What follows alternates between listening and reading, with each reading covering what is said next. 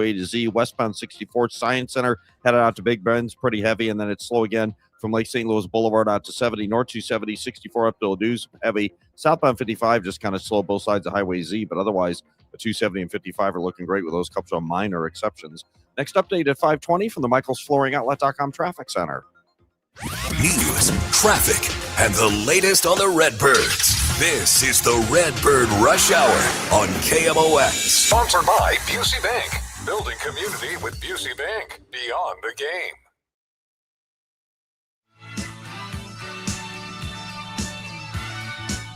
We have arrived to Friday. It is time for Redbird Rush Hour right here on KMOX. Welcome in. Bernie Miklasz is here. I'm Matt Pauley. Kevin Wheeler's got the day off. He'll be off on Monday as well. So you're stuck with me and Bernie here for back-to-back shows. But that's all right. I think we've got enough things to say to cover an hour. Bernie, always great to be able to work with you. How are you doing? I'm doing good, man. Good to see you. And you're my fellow seam head, so I think we'll be in good shape tonight, talking some ball, maybe a couple other things. Yeah, I think so. You know what? Let's actually, we'll come back to baseball a little bit later. I want to start with basketball because I'm still really fired up about what the Billikens did last night. And I said this about the World Baseball Classic, Bernie. And I think when you work in sports, sometimes you lose the opportunity just to like sit back and enjoy games. Mm-hmm. And when I have that experience, I love it. And that's why I loved watching the WBC this year, especially that semifinal game that the U.S. won. And then last night, watching the Billikens play and do what they did to Georgia, that's as much fun as I've had watching a college basketball game in a really long time. That's not just a really good win. That's a moment for this program. It was really cool. I mean, listen, it's not like SLU has played, 90 or 100 games in the NCAA tournament, but this was clearly their greatest performance in their own NCAA tournament history. I mean, it's not even close, really. And I was just astonished by what I saw. Now, don't get me wrong, man. We all knew, St. Louis U won 28 games during the season and won in the conference. So 28 coming into the tournament. But we also know that they were a bit of a flat tire down the stretch, 4-4. They just didn't look good. They just didn't look sharp. Turnovers all over the place. Looked like maybe out of gas a little bit. So I actually thought it was a really bad matchup for them based on the way Georgia plays and all the turnovers that they force. They're very disruptive. And I thought, man, I hate to say it because I'm a fan, but I think the Billikens are, maybe burned out a bit. It's not a good matchup. I was stunned by what happened in that game because it was like they were an entirely different team. SLU, it's like they were shot out of a cannon or something. I mean, I've never seen them ever play that fast where they were beating Georgia, who everybody said, all the pundits, oh, that's a faster team. It's a physical team. They'll attack the run. They'll attack the rim. Sorry. They'll get in the paint. They'll dominate the paint. Everything that the pundit said Georgia was going to do to SLU, SLU did to Georgia, to the point where if you read the quotes or saw the quotes after the game last night, Georgia quit. They basically quit. I mean, SLU messed them up so much. The coach and said there wasn't any effort. The player said, I don't know what happened to us. When one team doesn't feel like playing and the other one does, you're in trouble. SLU made Georgia quit during the game. I'm serious. No hyperbole. They did. It was amazing. There was a moment in the game where I literally started laughing, and I wish I remember who it was. Georgia's bringing the ball up the court, and the defender just goes up, basically he's dribbling, but he still just takes the ball and just goes the other way. It was remarkable, the moments like that happen. And I love it when I see a team that seems like they care. Like I'm big about passion in everything. I want to see passion in the things that I watch. And I saw a SLU team that if it was a contested rebound, they were going to get it. If it was a 50-50 ball, they were going to get it. Like they looked like they cared more than Georgia. And maybe when you're up by 40, it looks that way. But man, the optics of that game, and optics don't always tell the story, Bernie, but the optics of that game said SLU cared more than Georgia. There's no question about it. And, you just look at the hard work and hustle stats. First of all, SLU's talent in that game was amazing. I mean, their performance itself was artistic. But if you also look at effort stats, I mean, SLU destroyed them second half, second chance points. They destroyed them in terms of 2-point shooting, getting to the rim, shots at the rim. They muscled their way in repeatedly. They got to the spot they wanted on the court, and Georgia could do nothing about it. I mean, their 2-point shooting percentage was almost laughable. It was like 77% or something. I mean, and then all the baskets at the rim, unbelievable. And then in the second half, they started hitting threes. I mean, that was a game, and you see these every now and then in all sports, where after some feeling out very early, SLU was able to do whatever the heck they wanted to do to Georgia. That doesn't happen very often. No, Sorry, man. it does not. And I was interested to see, because I'm watching this game and I am seeing countless cuts to the basket where nobody is there, and it's no dribble baskets made right at the basket, time and time and time again.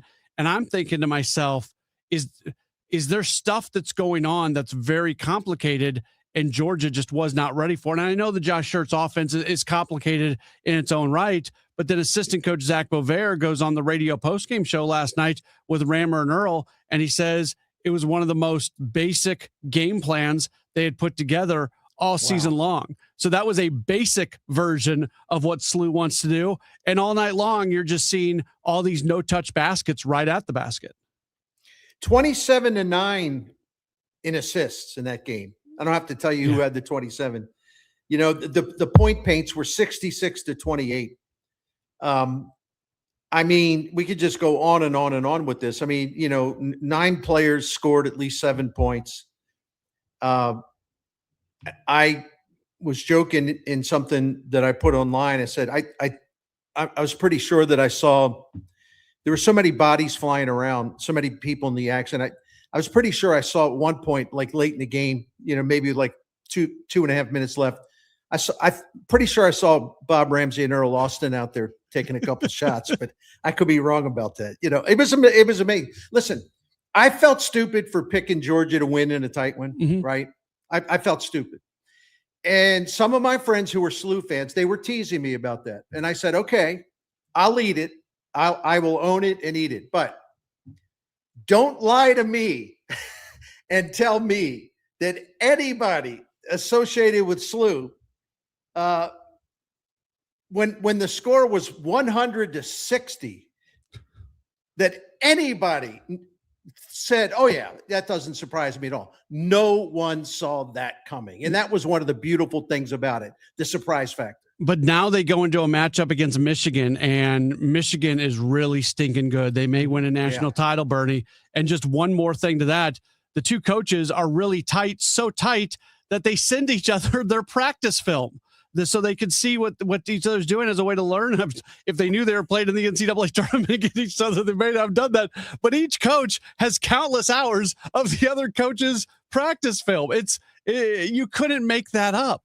As long as it's an equally shared distribution, they're doing each other a favor, because they were going to get a hold. That's awesome. I didn't know that. That's awesome.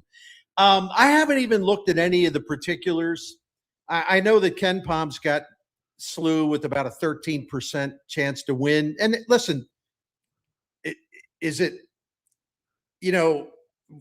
can anybody really be offended by that? I mean, Michigan's the number 1 seed. If you go by Bart Torvik and some other places, Michigan in terms of probability of making the Final Four and winning it all, they got the third best shot at that behind Duke, and who was second? Maybe Arizona. Yeah, I think it was. Yeah. So it's you mentioned Ken Palm.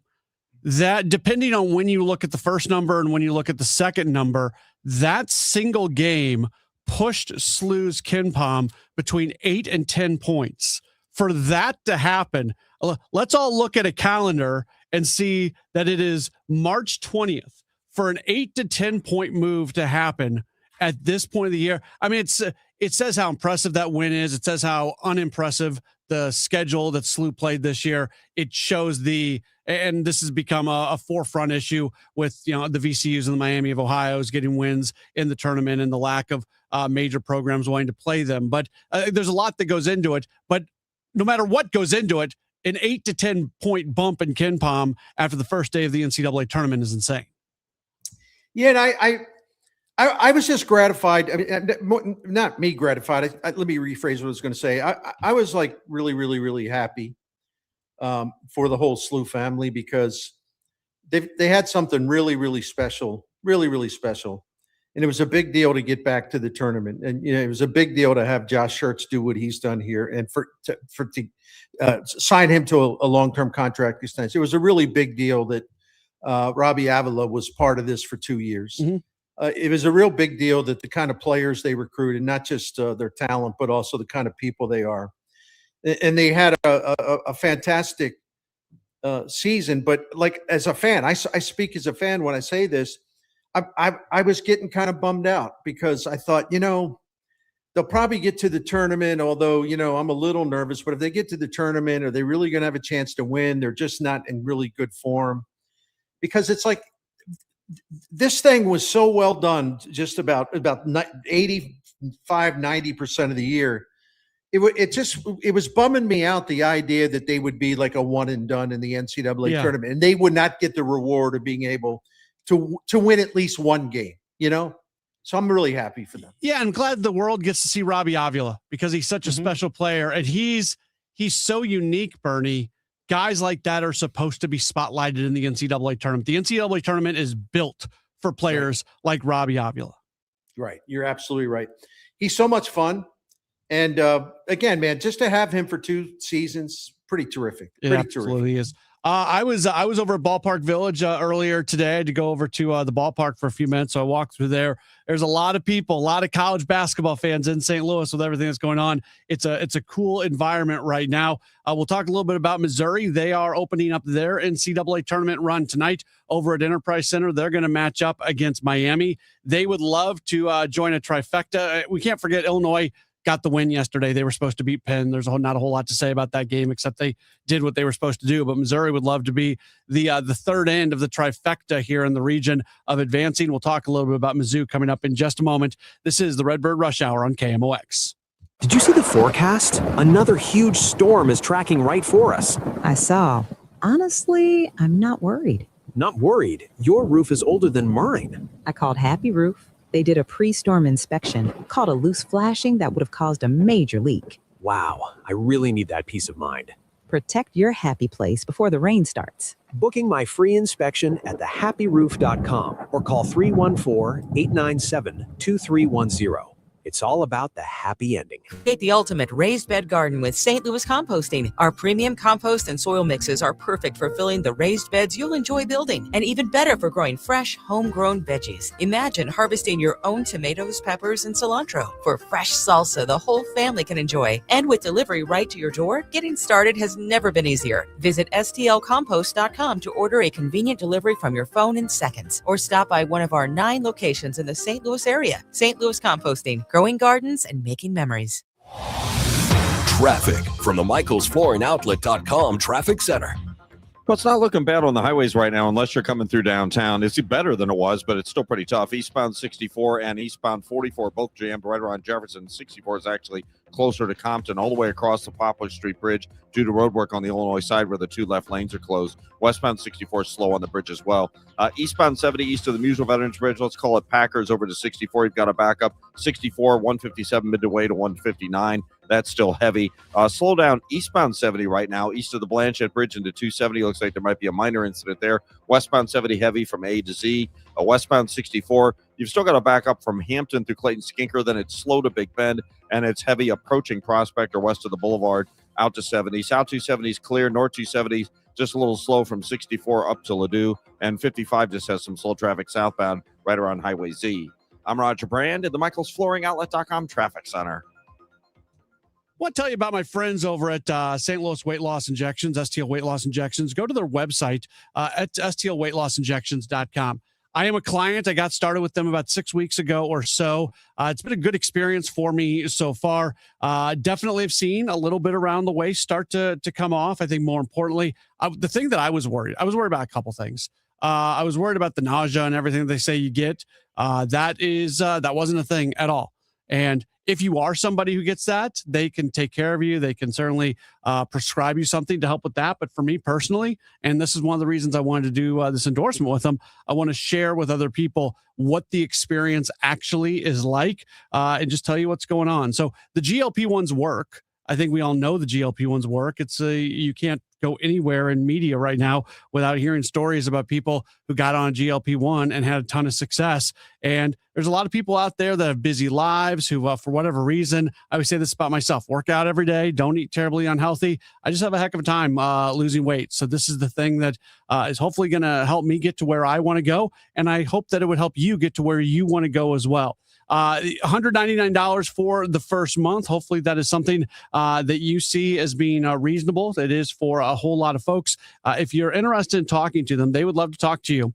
STLweightlossinjections.com. That's STLweightlossinjections.com. And the phone number's on the website. Schedule an appointment, talk to them. That's my big thing. Just go talk to them and see whether or not you're a candidate. If you're not a candidate, they'll say, thanks for talking to us. But a lot of people are going to be candidates. This is changing people's lives. STLweightlossinjections.com. Now, back to the Redbird Rush Hour on KMOX. Sponsored by Busey Bank. Building community with Busey Bank. Beyond the game. Alongside of Bernie Miklasz, I'm Matt Pauley. It is the Redbird Rush Hour, one of the very few times in the history of this program where we did not open up the show talking Cardinals. We will have Cardinals all during the second half hour of the program. Matthew Liberatore made his final start of spring today. But Bernie spent a lot of time on SLU, rightfully so. Excited for their game against Michigan tomorrow. Just a programming note for people who want to listen. You can listen tomorrow on 11:20 a.m. 104.1 FM will be the Cardinals game.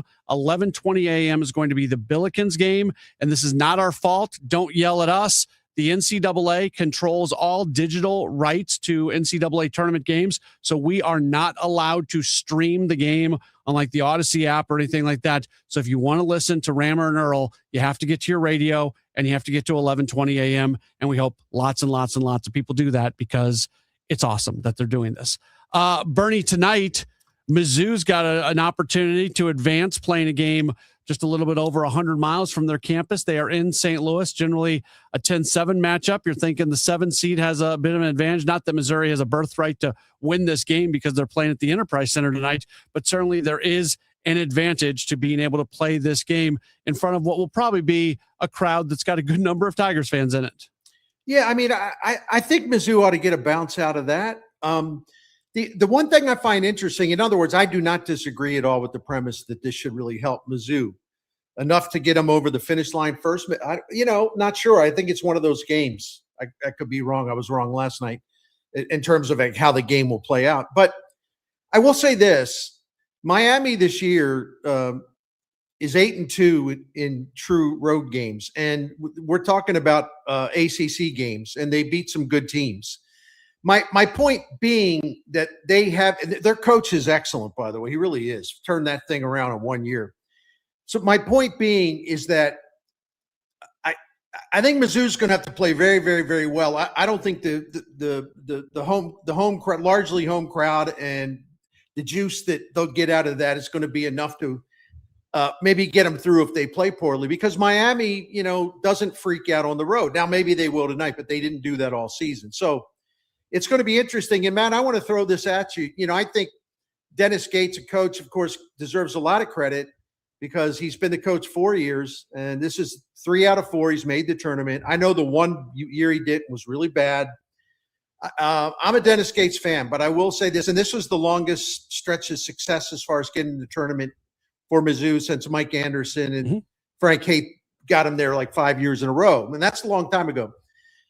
I'll say this. So I'm a Dennis Gates guy, right? But he's got to win a game. I mean, I think there's pressure. He's got to win a game. Because if you think about it, they've lost 2 in a row in the tournament. They got bounced out by Princeton. They got blown out by Princeton. Then they got beat by Drake. That was a really good Drake team when the Tigers played the following year.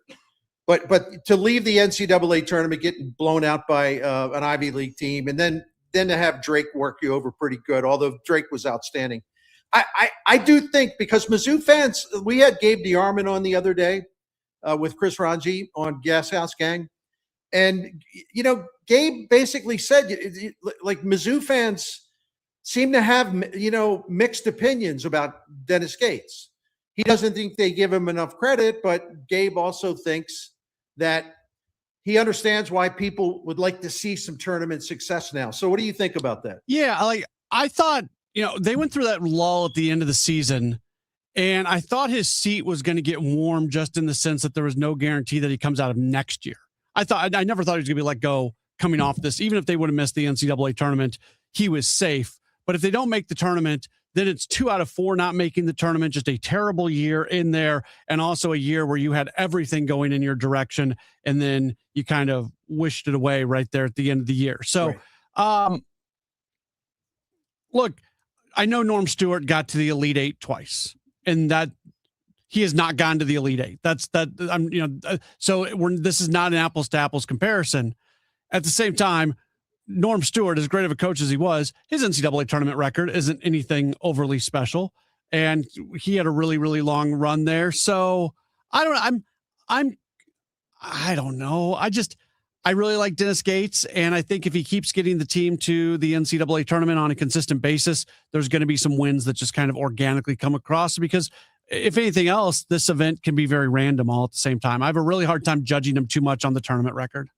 I'm with you, but I guess the context of my comment is that I think if he can win a game, and win this game, I think that maybe some of the people that are squawking will pipe down. Yeah. And I think that'll be good for him. But listen, I'm the old guy, so I covered a lot of those Mizzou games with Coach Stewart, where they would go belly up in the tournament. And it was kind of painful to watch. I mean, they had some really devastating losses, and not just the Tyus Edney game. I was there at that one, and it just my jaw dropped, just what happened. But getting beat by Northern Iowa, and I'll never forget the kid's name, Maurice Newby, dropped one from deep at the buzzer to beat him. And they're just one after another, heartbreak, and to see how that tore Norm up each time, like you could just see the pain on his face. So yeah, Dennis Gates, if we're talking about a suffering meter, I think Dennis Gates got a long way to go before the heartbreak meter would come anything close to what Norm endured. And listen, Norm and I, would get at it at times, and people thought we were enemies. Our relationship became very strong through the years, and gosh, did I love covering him, even though we battled at times. That's awesome.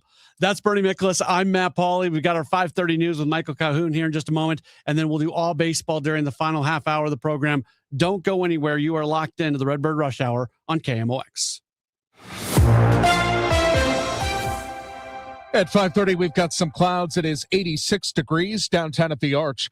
An update on NASA's upcoming Artemis mission. NASA is moving its moon rocket back out to the launch pad following hangar repairs. The 322-foot rocket made the slow 4-mile trek at Florida's Kennedy Space Center. If all goes well, the Space Launch System rocket will blast off in early April with 4 astronauts. It'll be the first to fly to the moon in more than half a century. They'll zip around the moon in their capsule and then come straight home without stopping. Their Artemis 2 mission should have been completed by now, but hydrogen fuel leaks and clogged helium lines forced 2 months of delay. I'm Haya Panjwani. CBS's Shauna Meidel is at Houston's George Bush Airport as long lines persist while TSA workers continue to go unpaid. Wait times peaking at 200 minutes, and some folks telling me they got here more than 2.5 hours early. and still miss their flight. Let's take a listen to one gentleman's frustrations. We should not be punished because congressmen are fighting with each other. So ultimately, folks are really hoping that this partial government shutdown ends shortly so their travel can be less impacted. The fabulous Fox Theater has unveiled its upcoming Broadway series. 6 of our 8 subscription shows this season are actually brand new to St. Louis. They're making their Fox debuts. John O'Brien with the Fox says that includes Clue, Death Becomes Her, Boop the Musical, Water for Elephants, and... The last debut of the season in the subscription is Maybe Happy Ending, which was the Tony Award winner for Best Musical, but it also won the Tony Awards for Best Book, Best Score, Best Design. Wicked is coming back for another run, along with Disney's Beauty and the Beast. The head of the St. Louis Public Library shocked and surprised employees and fans of the library yesterday when he announced his retirement. Waller McGuire says he's been director and CEO for 22 years, but he's been at SLPL since 1989. I came to the library straight out of graduate school. They hired me from library school, and I started at the old Booter Library at Hampton and Eichelberger. McGuire says much has changed since then. He's proud of the many things the library system has accomplished. He'll leave in October. A national search for his replacement will be conducted. From the Saliga Heating and Cooling Weather Desk, for tonight, a clear sky, low 53 degrees. For tomorrow, sunshine, high 82, 65 tomorrow night. Could have a spot afternoon storm on Sunday, otherwise sunshine and a high of 88. Could be record breaking. Right now, downtown at the Arch, we've got some clouds. It's 86. I'm Michael Calhoun, KMOX News.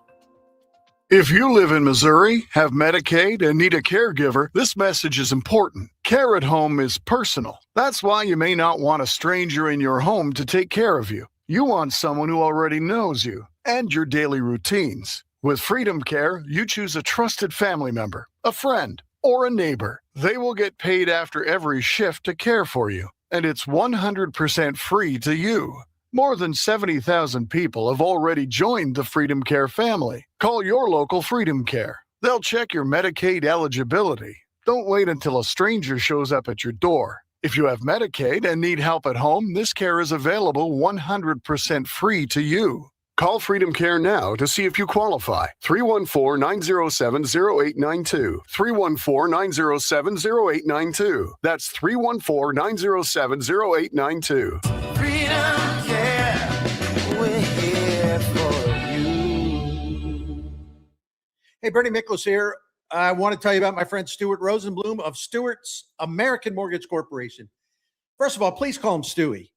That's the way he wants it. He's proud to own and operate the most customer-friendly mortgage company in St. Louis and Illinois.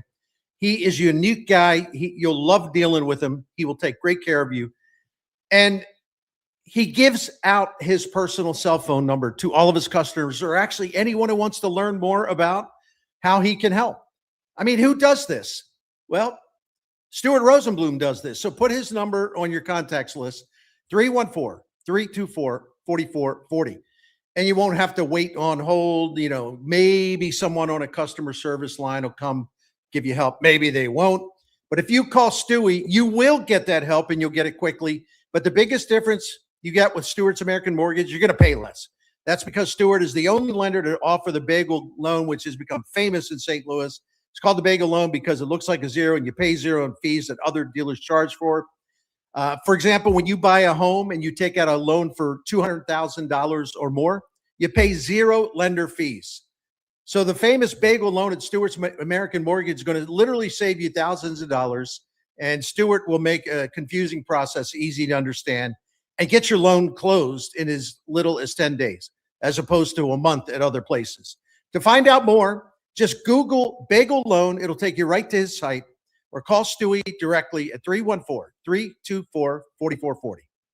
Looking to build your dream home? Lombardo Homes has become synonymous with quality, luxury, and customization, offering thoughtfully designed homes in the area's most desirable communities. And for the month of March, we're giving you even more room to live. For a limited time, receive a free finished recreation room in the lower level, perfect for entertaining, movie nights, a home gym, or whatever fits your lifestyle. This special incentive is available in select communities and only during the month of March. Visit LombardoHomes.com to explore and be sure to ask your sales manager for details.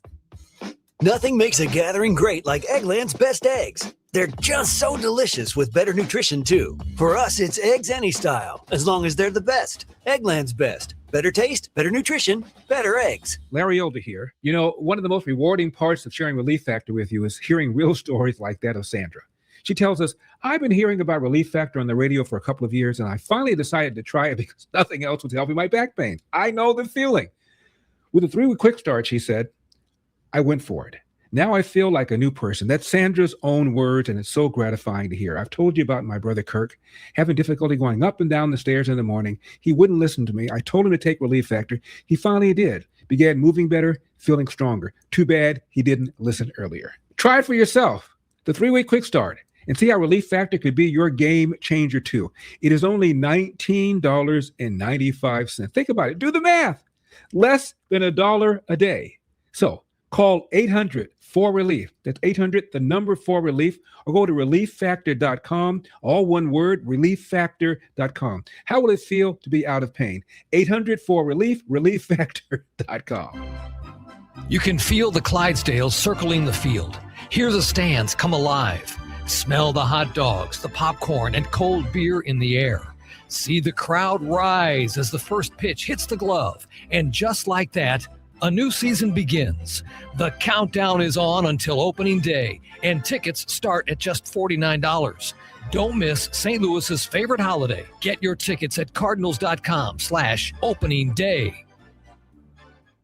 Hot matchup, colder drinks, only at Busch Stadium when the Cardinals host the Tampa Bay Rays on Sunday, March 29th. Fans will take home a stainless steel Cardinals tumbler presented by Coca-Cola and Quick Trip, designed to lock in the cold and show off your Cardinals pride. It's the perfect companion for 9 innings and beyond. A practical addition to any Cardinals collection that'll keep you cool all game long. Tickets are available at cardinals.com/promotions. This is Nolan Gorman. Get your tickets now at cardinals.com. Here we are, the best time of year for college basketball, and FanDuel wants you to get in on the action. They've got the best way for you to do it. FanDuel is offering an early win on your pre-live money line bets for college basketball when your team goes up 10 points, and it stays a win no matter how the game ends. So did you get that? Win or lose, if your team takes a lead of 10 or more points, then it's a win for you. And don't forget, with FanDuel, you're going to get paid instantly whenever you do win. Awesome deal. Very easy to use the app. It is safe and secure. Go to FanDuel.com/Missouri to download it. Bet the bracket with FanDuel now. Must be 21 or over and present in Missouri. Opt-in required. Tokens are non-withdrawable. Restrictions apply, including token expiration, market requirements, and max wager amount. See terms at sportsbook.fanduel.com. Gambling problem? Call 1-800-GAMBLER. That's the sound of James adding long-lasting Gain scent boosters to his laundry this morning. Several hours later, James sniffs the irresistible scent of Gain on his shirt. Gain. Several hours later, James has even caught the attention of his mother-in-law, and she never gives him attention. Ooh, you smell amazing, James. Oh, thanks, Mom. I love you too. I never said that. Add Gain scent boosters to your laundry. Add joy to your day. Traffic from the MichaelsFlooringOutlet.com Traffic Center. Well, the highways are doing all right unless you're headed through downtown. We still have backed up traffic. It's getting better, but eastbound 64 is still backed up east of Jefferson onto the Poplar Street Bridge. 44 is bogged down at Park Avenue because those 2 left lanes are closed east of the bridge through Sunday afternoon. Eastbound 70 still heavy east of the Musial Veterans Bridge over through most of the way to 64. Eastbound 64 is still heavy, approaching 157 midway to 159. Westbound 64 is thinned out in the city. Just a little slow at Prospect out west. Westbound 70 is just a little heavy at 61, and eastbound 70, a little slow traffic coming through Wright City. Also, Highway 30 delays both directions out west of Cedar Hill, actually west of Dittmer, right centered around Ridge Road. There's about a half mile to a mile delay each direction running through there. I'm Roger Brand at the MichaelsFlooringOutlet.com Traffic Center. Now, back to the Redbird Rush Hour on KMOX. Sponsored by Busey Bank. Building community with Busey Bank. Beyond the game.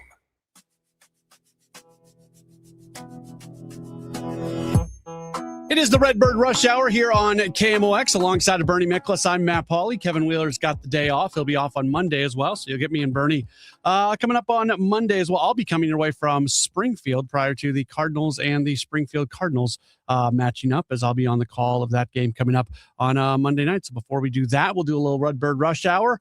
Right now, as we do start to talk some Cardinals baseball, it is time for our spring training report. Now, a St. Louis Cardinals spring training report, sponsored by St. Louis Composting. Composting, growing gardens and making memories.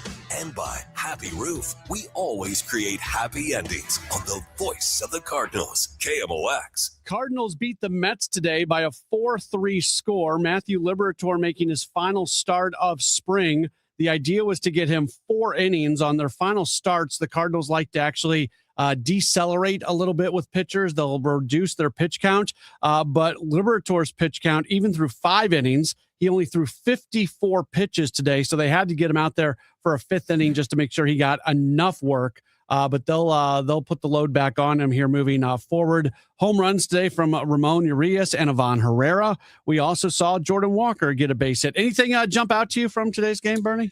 Listen, I can't say enough about the spring that Matthew Liberatore has had.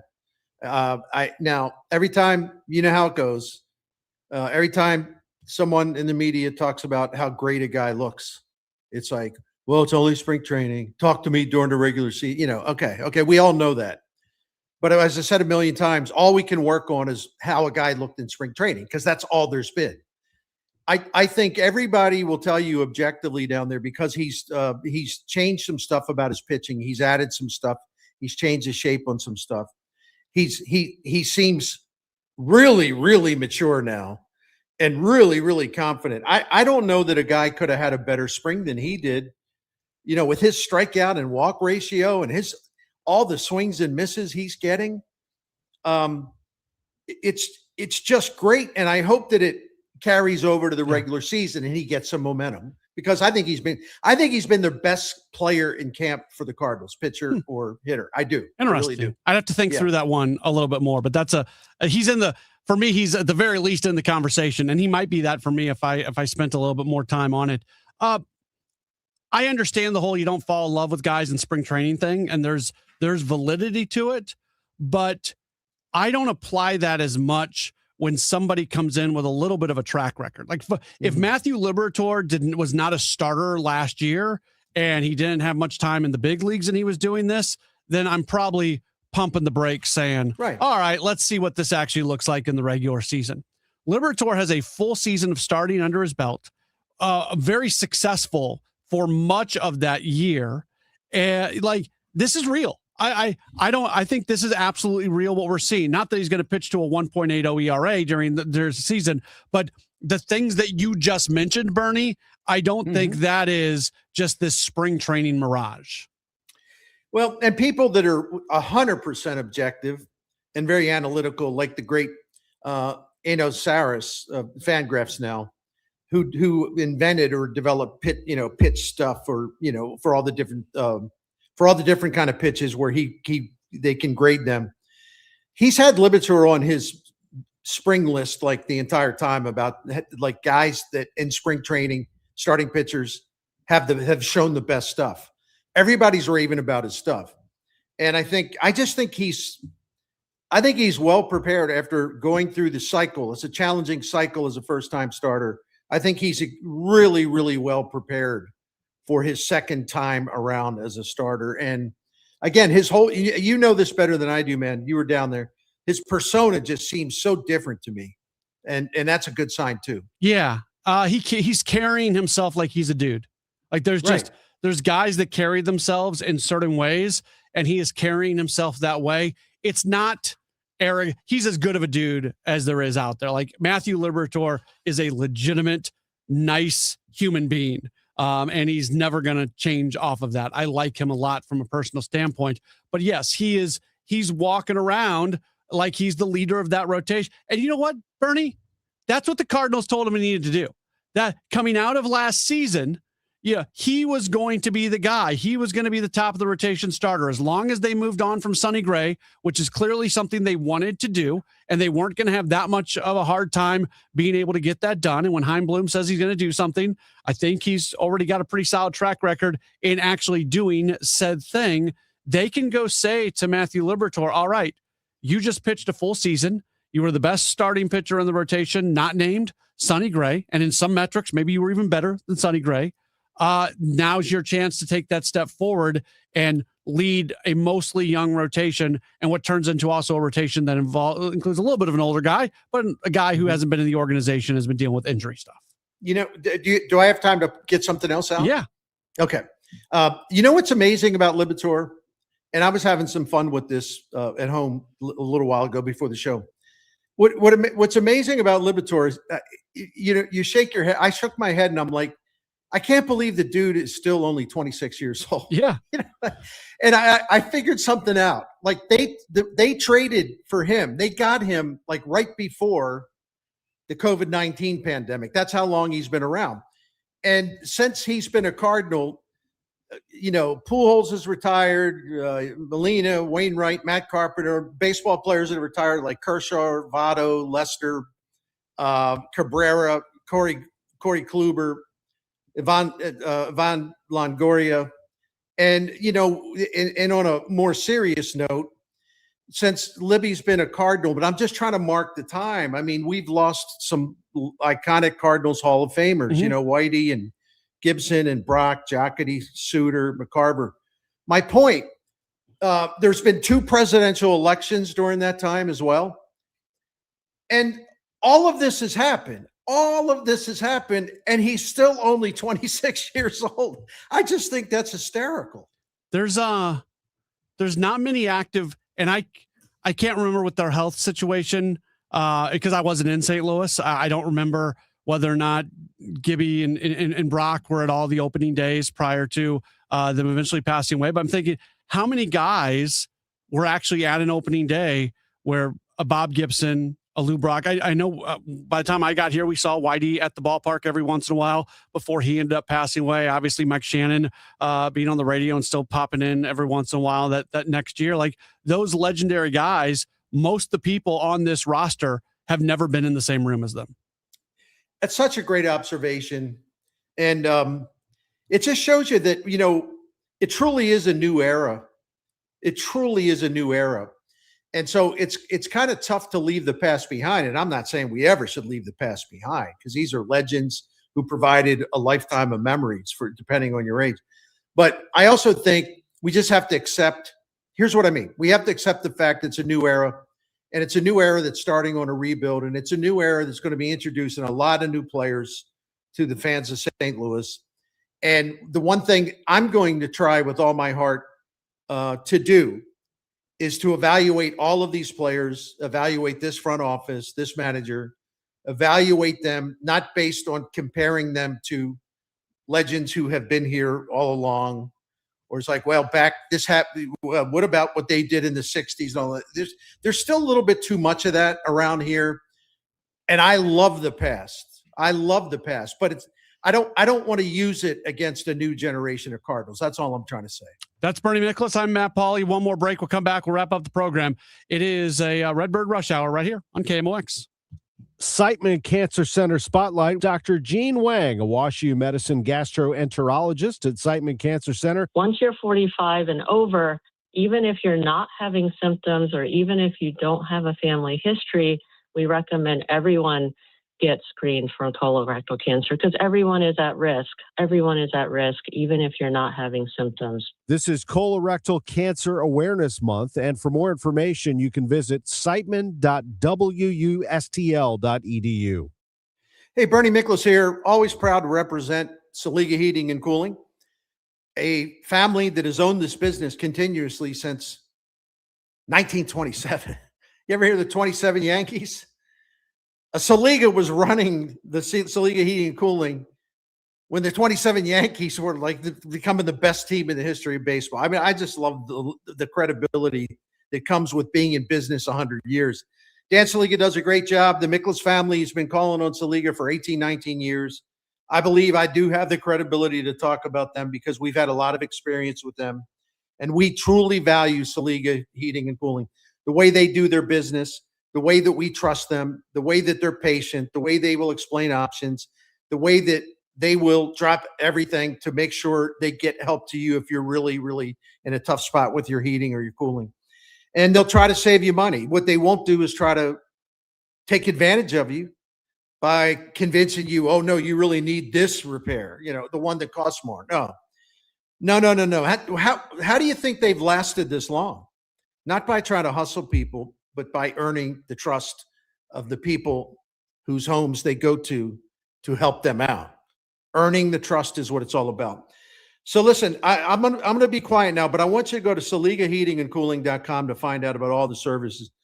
This is a great family business you can trust, and they will do the very best work for you because that's why their business has lasted 100 years. SaligaHeatingandCooling.com. Bernie Miklasz on KMOX is sponsored by Stewart's American Mortgage, home of the Bagel Loan, and by Saliga Heating and Cooling, a Daikin comfort dealer. Traffic from the MichaelsFlooringOutlet.com Traffic Center. Well, the busiest spot still downtown, eastbound 64. You've still got backup from east of Jefferson. Let's call it Union Station onto the Poplar Street Bridge. 44, just approaching the ramp onto the Poplars heavy, getting across the bridge. Those two left lanes closed on the Illinois side. Eastbound 70, approaching Packers Avenue, most of the way to 64. Backed up eastbound 64, approaching 157, about midway to 159. Not quite all the way. Still slow going, headed up the hill. Eastbound Highway 70, you've got some delays east of the Wright City Rest area through Wright City proper. And it's also a little slow at Wentzville Parkway. The rest of the interstates don't look bad. We still got delays both directions on Highway 30 centered around Ridge Road west of Dittmer. Next update at 5:59 for the MichaelsFlooringOutlet.com Traffic Center. Hey, St. Louis, need to sell your home fast? The Gelman team with eXp Realty can make you an instant cash offer in just 24 hours. No showings, no repairs, no waiting. Visit thegelmanteam.com or give them a call at 314-336-1991. Hi, I'm Jim Brennan with McKelvey Homes. The American dream is owning your own home, especially a brand new McKelvey home. This will be your last chance to take advantage of the tremendous savings of the 6 remaining market-ready homes or our luxurious Madison display at Summerlin and O'Fallon. Also get special 4.99% fixed 30-year financing. Talk to Stephen Bonfani on how you can qualify for this great offer. Visit McKelveyHomes.com. It's time to move up to McKelvey. Glover here for my friends at Cantor Injury Law. Cantor is local, and we're here doing the work every day. We're right here in St. Louis, and we're ready to fight for you. CantorInjuryLaw.com or call 314-628-9999. The choice of a lawyer is an important decision and should not be solely based on advertisements. Now, back to the Redbird Rush Hour on KMOX. Sponsored by Busey Bank. Building community with Busey Bank. Beyond the game. All right, we only have 2 minutes left in the program. Bernie, I've been asking everybody this. We talked about it a little bit yesterday on the show. I want to throw this at you. Yesterday, Oliver Marmol had said that in a perfect world, they would start Ivan Herrera behind the plate a couple times a week. I'm not a math major, but if you're starting him twice a week behind the plate, you can easily start Pages 4 times behind the plate, and most weeks you're playing 6 games. Do you see a scenario where maybe actually Joel Pozo does not make this roster, and that opens up a way for Nelson Velasquez and Thomas Saggese and Jordan Walker to be on the team? Yeah, you make a good point. Yeah, I would go for that. I think you know how I feel. I don't see the point of Herrera catching, and as Kevin Wheeler and you have pointed out, and I agree with it.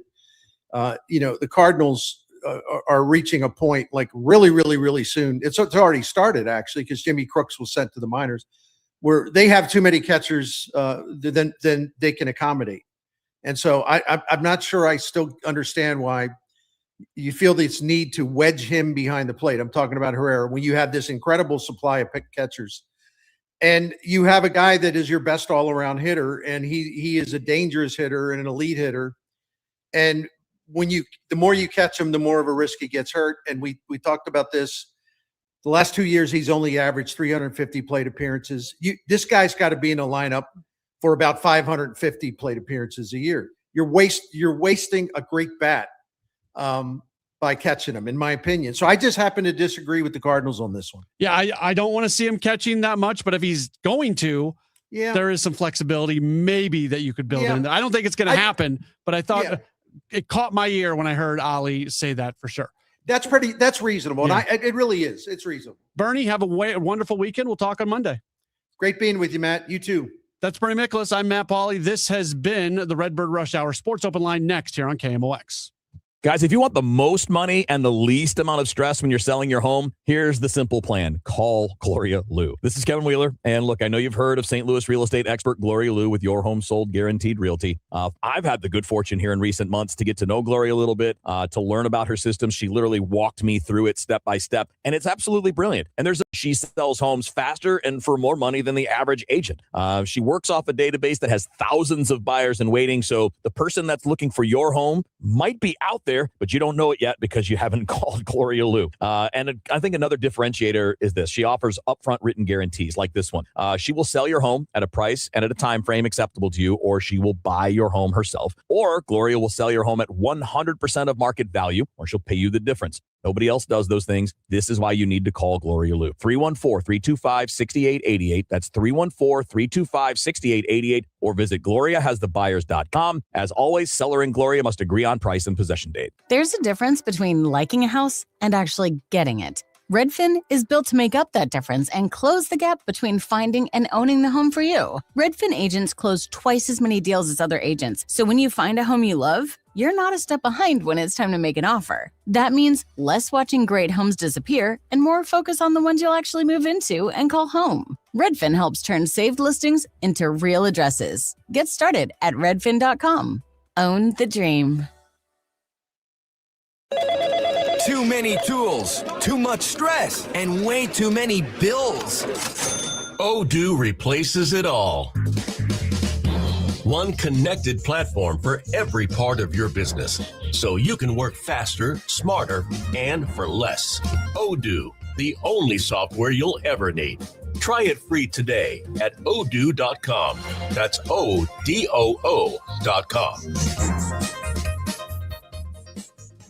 This is the Let's Revitalize Our Neighborhoods commitment. This is the Roll Up Our Sleeves and Pitch In commitment. This is Busey, where our commitment to strengthen our communities is a top priority. Through energetic, engaged volunteers, through monetary support, community leadership, and advocacy. Because Busey is more than a bank that does well, we're a bank that does good. Busey Bank, building business, growing wealth, since 1868. Member FDIC. Join us for the Rally With Us MLB Opening Day events on March 25th, 9 to 1 p.m. at the Rally House Redwood Point location. There'll be a live broadcast, giveaways, and the first 100 customers through the doors receive a Valley House Opening Day scratcher ticket. And don't forget to pick up your Opening Day gear while you stop in. Rally House is your home for outrageously authentic Cardinals gear, on-field hats, jerseys, and apparel straight from the source. For more info, KMOX.com/events. Traffic from the MichaelsFloorandOutlet.com Traffic Center. Well, there's not a whole lot of traffic left, but we still have a backup eastbound 64 downtown. Let's call it like 14th Street onto the Poplar Street Bridge. Again, those two left lanes closed at the Illinois end of the bridge through Sunday at 1 p.m. is when they're scheduled to have it wrapped up. Maybe they'll get wrapped up early, but that's the plan as of now. Eastbound 70 Packers Avenue to 64 is backed up. Eastbound 64 is slow, approaching 157, not quite midway to 159. Westbound 64, just west of 159, you've got a brief slowdown. South 270, the ramp lanes to get onto 70 are bogged down before you get to the Rock Road. If you're traveling out west, eastbound 70, there's a couple of slow spots right through Wright City proper, right around David Hokel Parkway, and then about midway in from there to Wentzville Parkway. It's kind of busy. And don't forget, we'll have lane restrictions again tonight, North 270 at Ladue, beginning at 8 p.m. I'm Roger Brand in the MichaelsFlooringOutlet.com Traffic Center. News, talk, cards. KMOX AM St. Louis, KMOX FM Hazelwood. Always live on the free Odyssey app. Is CBS News on the Hour, your home for original reporting. I'm Jennifer Kuiper. It was not alarm clocks or cell phones, but emergency sirens that sounded, waking up thousands of residents in towns north of Honolulu. They've been told to evacuate their homes due to life-threatening flood conditions and concerns about an old dam that is under extreme stress. Hawaii Governor Josh Green. People have to stay safe. If there was water around your home and you can't get out, go to the upper floors of your house. Meanwhile, we'll have a lot of people going door to door to provide support. Travelers are braving ridiculously long security lines at airports this busy spring break weekend. That's the pitter-patter of many feet at Hartsfield-Jackson Atlanta International Airport, where the security lines are snaking through the baggage area. Travelers like this woman tried to anticipate the chaos. We did 3 hours early, But she's still in line. and we're hoping that's good enough, but we're going to find out. Lots of flyers are carrying big books to distract themselves. Allison Keyes, CBS News. Multiple sources briefed on the discussions tell CBS News that the Pentagon officials are making preparations for deploying U.S. ground forces into Iran. CBS News national security consultant Jeff McCausland describes a possible timeline. And it would take quite a period of time, I would say at least a month or more, to stage that particular force. And then finally, of course, where do you stage it from, since all these particular countries, Saudi Arabia, Kuwait, etc., who are our allies, are under constant barrage by Iranian missiles and drones. Gas and oil prices remained well above pre-war levels today, with international standard Brent crude settling at around $112 per barrel, up from roughly $70 since the conflict began on February 28th. Treasury Secretary Scott Bessent has said that the Trump administration may suspend sanctions on Iranian oil already at sea in a bid to clamp down on energy prices that have shot up due to the war. According to CBS's Kelly O'Grady, it's not really a long-term fix. We aren't going to see prices come back down to the levels that we did prior to this conflict started until the Strait of Hormuz. You can see the oil moving through it freely. A former Detroit police sergeant is accused of kidnapping and raping 5 women. The alleged facts in this case are disturbing, unsettling, and infuriating. Wayne County prosecutor Kim Worthy says Benjamin Wagner's victims ranged in age from 15 to 23. He allegedly abducted them at gunpoint as they walked on Detroit's streets between 1999 and 2003. Has led a double life as a law enforcement officer and a serial rapist. Wagner retired from the force in 2017. He was arrested at his home in North Carolina. Police are encouraging any other victims of Wagner's to come forward. Michael Wallace, CBS News. This is CBS News. Join Adriana Diaz and Kelly O'Grady for the perfect start to your weekend. Ease into your Saturday with CBS Saturday Morning on CBS and streaming on Paramount Plus. Jen, I didn't know you shopped here. Hey, I'm hunting for something fresh for spring. Oh, girl, skip them all. Jewelry Television has the best spring looks right now. JTV, way ahead of you. Just hit up JTV.com yesterday. Scored the cutest clover earrings, 2 tennis bracelets, and this gorgeous pearl ring. Right now, new customers get $20 off any purchase of $99 or more at JTV.com. Oh, and gold hoops and this turquoise bracelet. Just a couple things, huh? Maybe more than a couple. I move mountains for a living. Literally.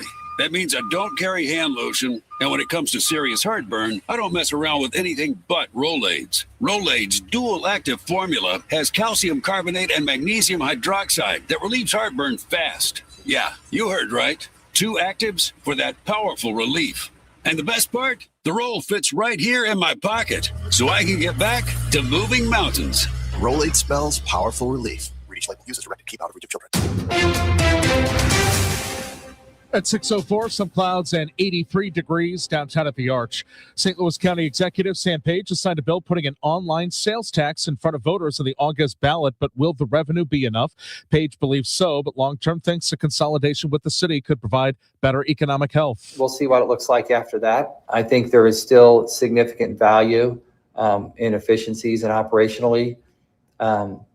If we were to consolidate some of our functions that are done in the city and the county. The measure last appeared before voters in 2022 when they strongly rejected it. That would be the online sales tax. Page has suggested if the tax fails in August, it should be placed on the ballot again in November. An NCAA tournament run begins tonight for Mizzou in St. Louis. Following a 20-win regular season, Mizzou basketball collects a 10 seed for the NCAA tournament and a friendly host site as they're in St. Louis at the Enterprise Center. Tonight, they match up against 7th-seeded and 25th-ranked Miami. Miami won 25 games this year, and Mizzou coach Dennis Gates is expecting a battle. 2 programs, similar in identity, great coaching staff at the University of Miami, great players, and our guys are definitely excited, no different than our opponents will be excited. It's going to be a nip-tuck game, I truly believe, trying to figure out what that separation point will be. This is just the second ever meeting between these two schools. Mizzou beat Miami in the first round of the NCAA tournament in Albuquerque in 2002. Matt Pauley, KMOX Sports. March Madness is coming at a good time for Missouri's newly legal sports gambling. The revenue has been underwhelming to the state. Executive Director of the Missouri Gaming Commission, Michael Lira, he says they expect sports gambling to be lively with March Madness underway. With baseball season around the corner, could the momentum of the NCAA tournament carry over? We'll see how baseball plays out. I don't know if it will be as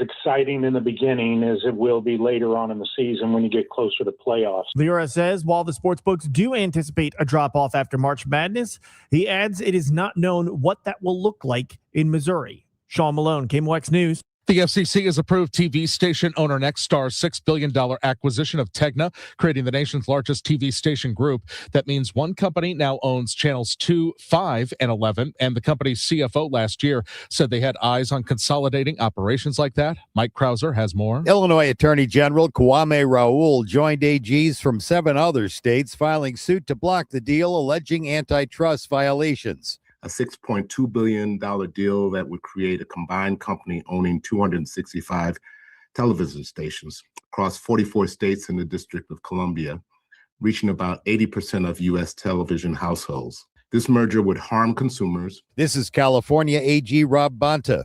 In early February, President Trump tweeted, "Get that deal done."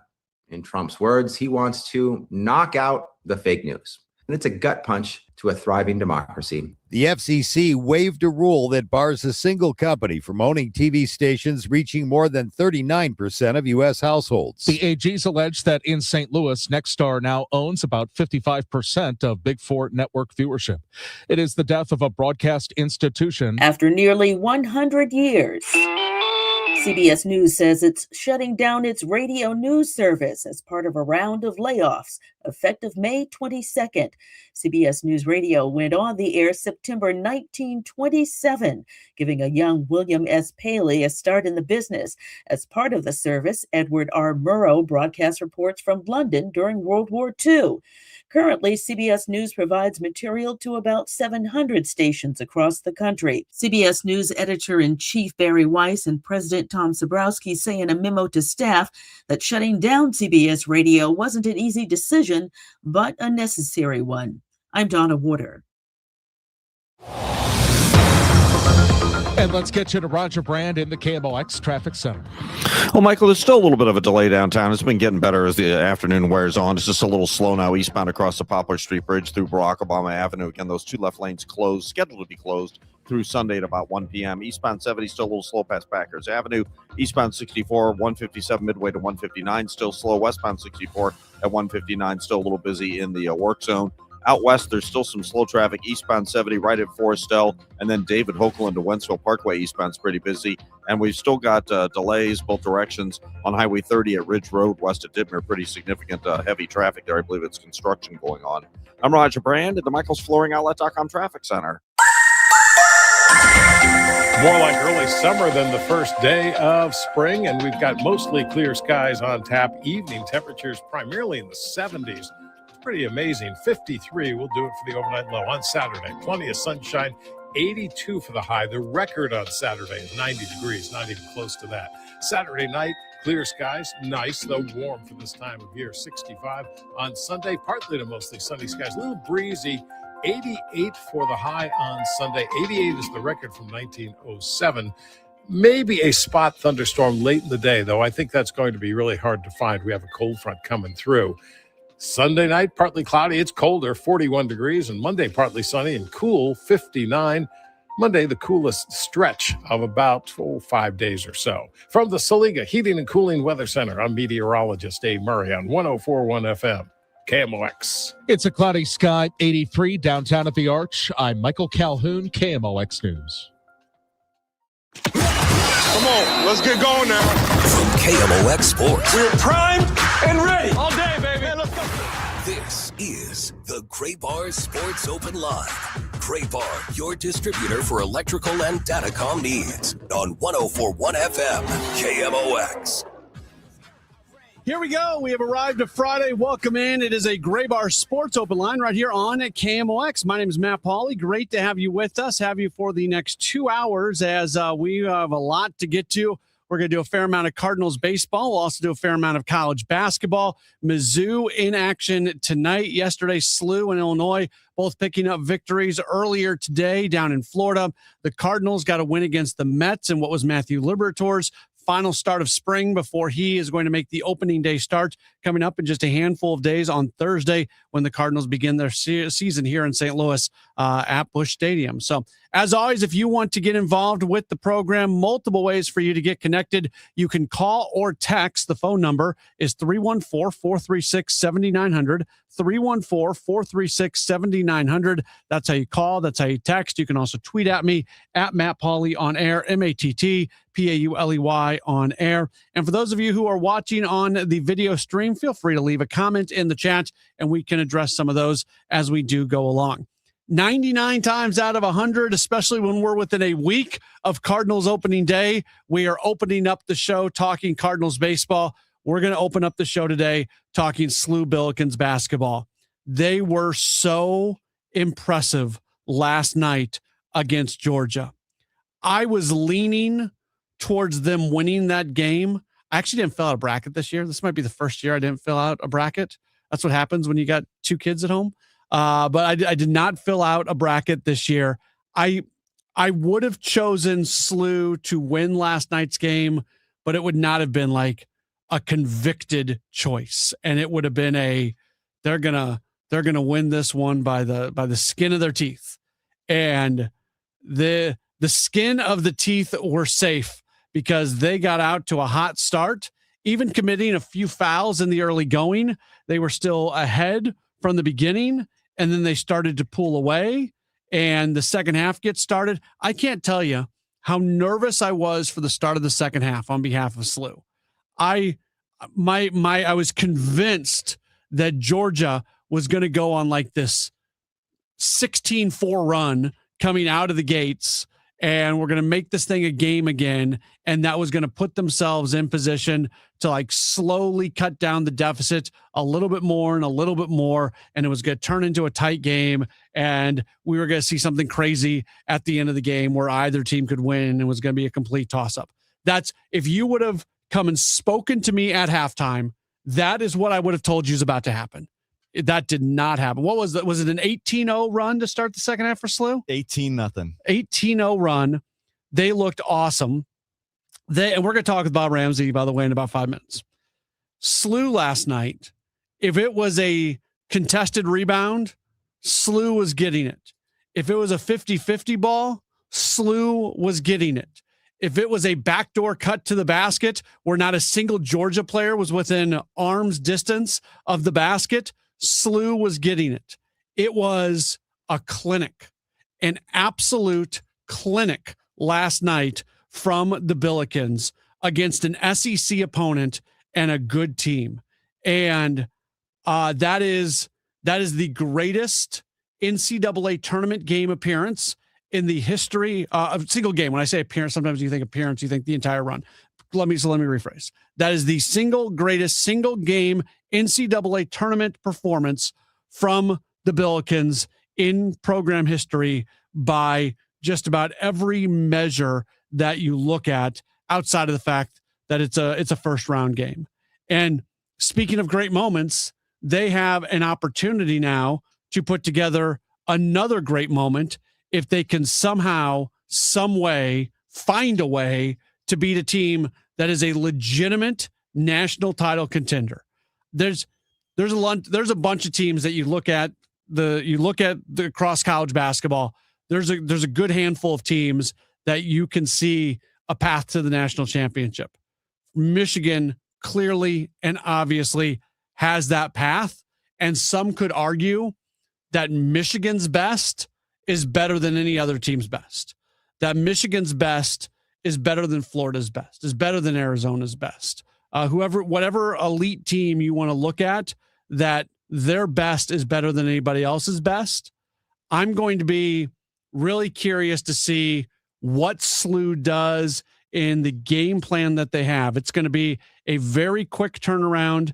They played a very late game last night, and they're going to play a fairly early game coming up tomorrow as they match up against Michigan. By the way, you're going to hear me say this over and over and over and over for the next 2 hours. So I'm sorry for people who are with us the entire time. Just bear with me because I want to make sure everybody who listens to KMOX and everybody who listens to the Billikens fully understands the broadcast situation for tomorrow. We are going to split our signals, the 104.1 FM and the 1120 AM. 104 FM will be Cardinals baseball tomorrow. 1120 AM will be Billikens basketball. I know a lot of people listen to this show via streaming on the Odyssey app, maybe on the iHeart app. There's a few places you can stream the station. The NCAA, KMOX has nothing to do with this. The NCAA owns the digital rights to these NCAA tournament games. We are not allowed to stream the radio broadcast on Odyssey app or anything like that. So if you listen on the app, you're going to have to find a radio that has the AM dial, and you're going to have to get to 1120. That's how you hear the Billikens tomorrow against Michigan. You'll be hearing Bob Ramsey and Earl Austin Jr. tomorrow for the game. You'll be hearing Bob Ramsey in about 3 minutes. He joins us in our next segment here on KMOX. I'm John Morgan. There are many reasons to hire Morgan & Morgan for your injury case. Reason number 3. First, all lawyers are not the same. If my family had an injury case and I couldn't hire us, there are only about 3 to 4% of the lawyers out there that I would hire. And here's why. Most of them rarely, if ever, go to trial. They just take the last best offer. Hell, you can do that yourself. Do this.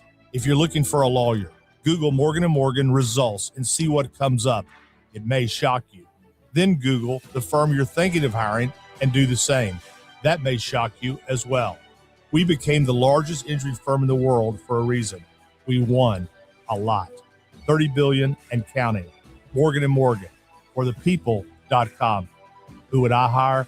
I'd hire us. The choice of a lawyer is an important decision and should not be based solely upon advertisements. Past results afford no guarantee of future results. Every case is different and must be judged on its own merits. During Lowe's Pro Savings Days, save more on what goes into the job. Add power to your lineup with a free DeWalt 20-volt max 5-amp-hour battery when you buy a select DeWalt 20-volt max tool.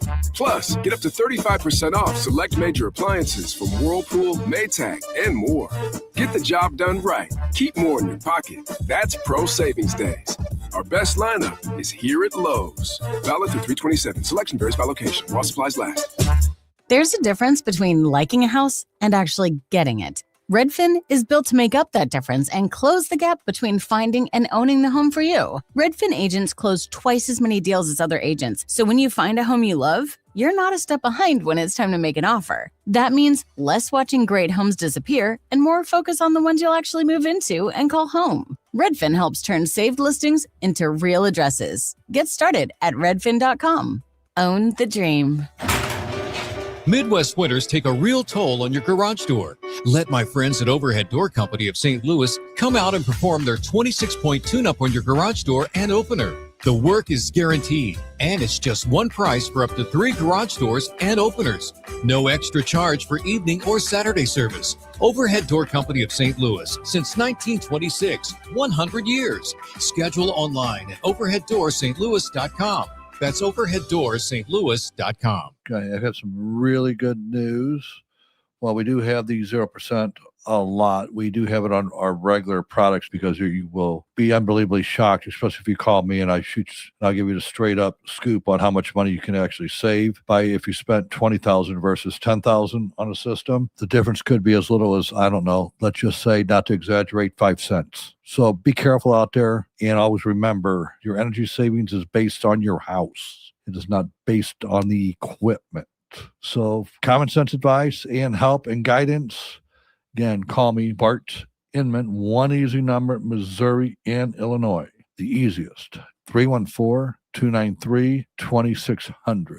Again, one easy number, Missouri and Illinois, 314-293-2600. Or on the internet, that is bartinman.com. That is Bart with a B, Inman with an I.com. God bless. Want to build income without a second job? Learn how real estate investing can help you create extra income one step at a time with Lifestyles Unlimited. Text radio to 88007. That's RADIO to 88007. Presented by Lifestyles Unlimited. Hi, this is Charlie Brennan. I see clearly now thanks to the doctors, Greg Birdie, Ranjan Malhotra, Robert Brusati, and Andy Royer. You can too. YourEyeDoc.com. The pressure on data centers has never been greater. Whether you're expanding capacity, supporting AI workloads, or building new facilities, Graybar works alongside you with the solutions, specialists, and logistics expertise you need today. We help you power performance every step of the way, so your operation is ready now. Yep, Graybar does that. Built on a century, focused on today. The voice of St. Louis, KMOX. Catchings between the circles. Catchings. Then stolen away by Dion. One man to beat, nobody to beat. Dion, jam time! Bad, Dion Brown. I'm telling you. Oh, my. 55-32. Can you break their spirit? I think that's exactly what the Billikens did last night. What a performance. Literally an all-time performance for the Billikens last night, winning against Georgia 102-77 in the first round of the NCAA tournament. You just heard the voice of Bob Ramsey. He joins us right now. And Rammer, not only was that a great win, I mean, from a broadcasting standpoint, there were so many great, exciting plays, all the cuts to the baskets, the defensive plays that were made, the contested rebounds that were won, the 50-50 balls that were grabbed. I mean, the palette they gave you to broadcast last night, pretty spectacular. How much fun was that for you and Earl? Yeah, and you're right. You got pace, you got exciting plays, great ball movement. And we all, we want to see those kind of games when you're broadcasting a game, the movement, and really a pretty clean game. 20 fouls on the Billikens, only 14 on Georgia. That's not too many fouls. Probably an average or less than average amount of free throws. It kind of slows the game down. It was really fun, but all those things don't matter as much as witnessing the effort and probably the best, I think probably at least efficiency wise and great play wise that the Bills have ever played in the NCAA tournament. I can think of some big wins, like when the Bills got their first one of the modern era, beating Minnesota and Baltimore, and everybody runs out on the field or on the court. With Charlie Spoonhour coaching, it's been like 40 years or some crazy amount since they'd won an NCAA tournament game.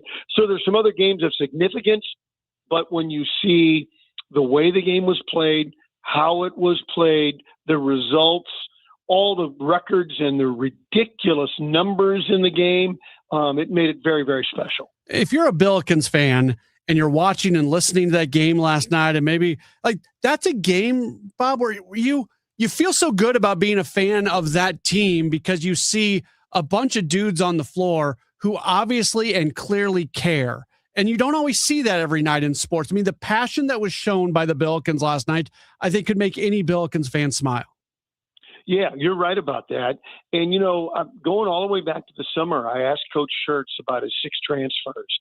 And he said one of the key things, obviously, you got to find good players. They got to have talent. They got to have an ability that fits what he's trying to do, but he tried to find players that were selfless, and it sure seems that that's exactly what this team became over the grind through the summer and into the fall, and then on through the season, and really a great bounce back from a team, admittedly, that was not bad, but 500 over a month span.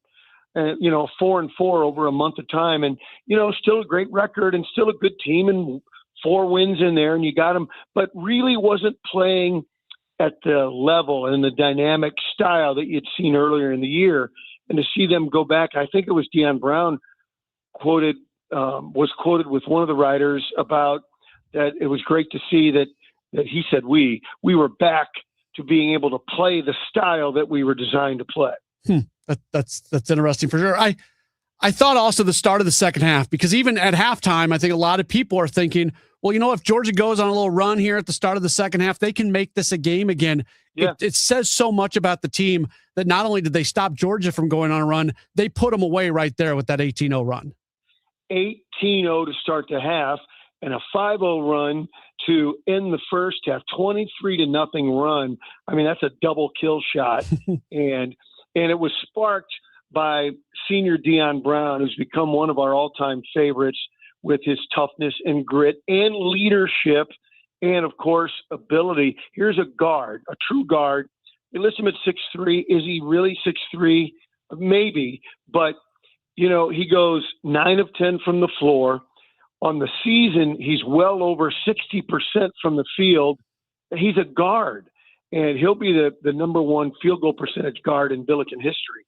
Just a remarkable kid, really nice guy.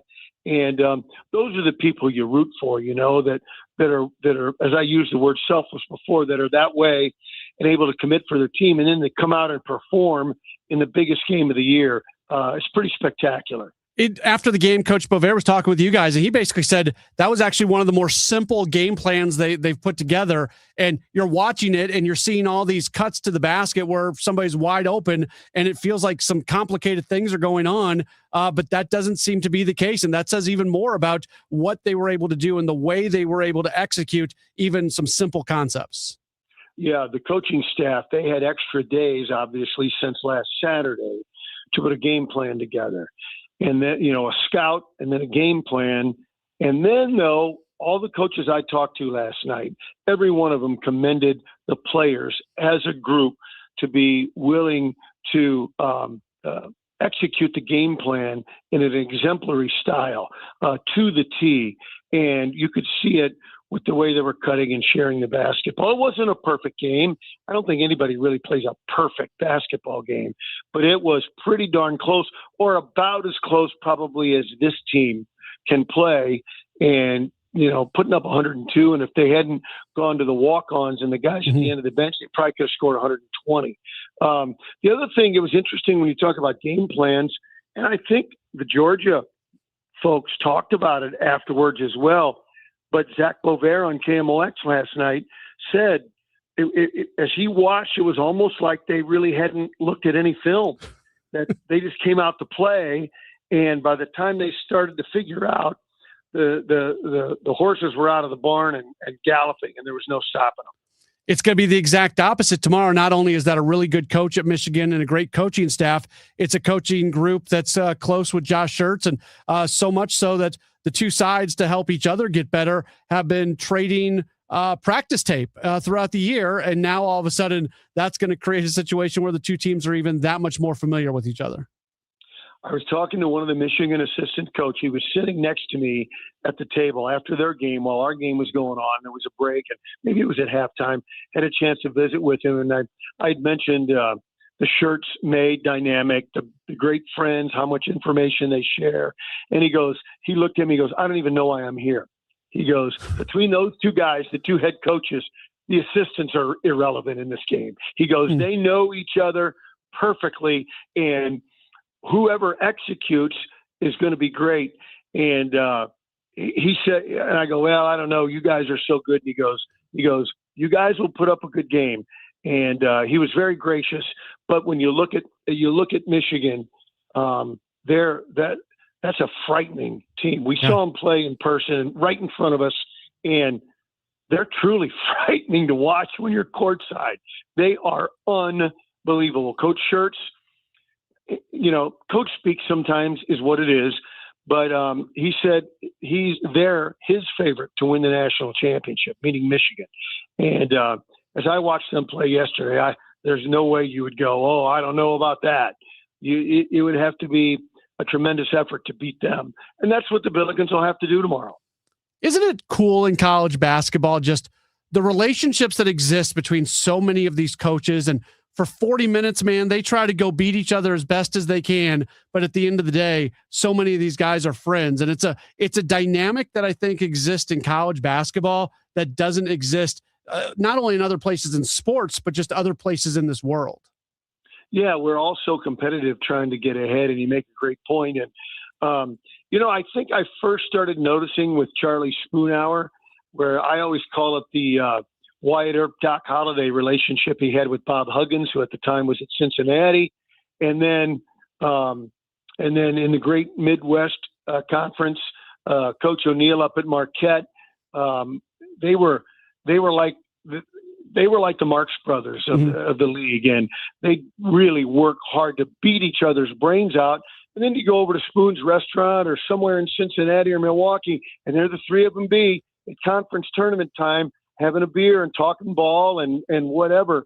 And as I've learned over the years in sports in general, and in particular, we're talking about college basketball, it's like 2 degrees of separation from everybody in the game.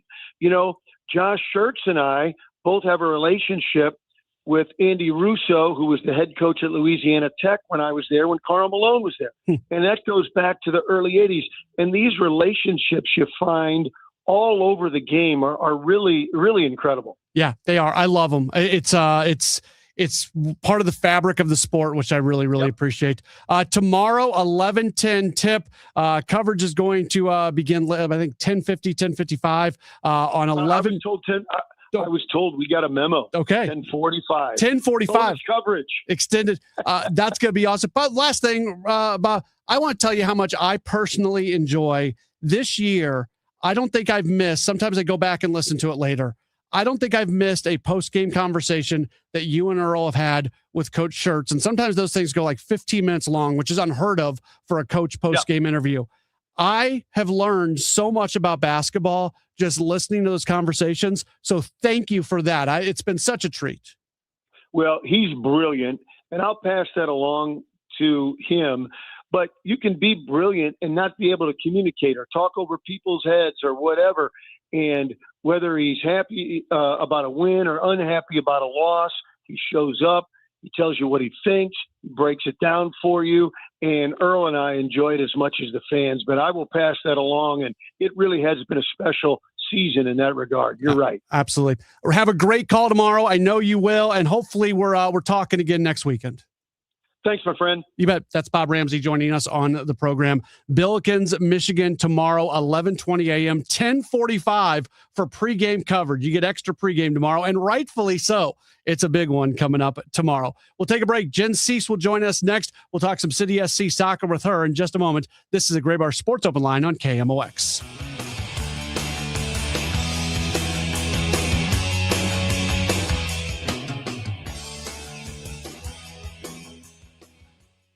St. Louis Composting presents The Sounds of Spring. Swing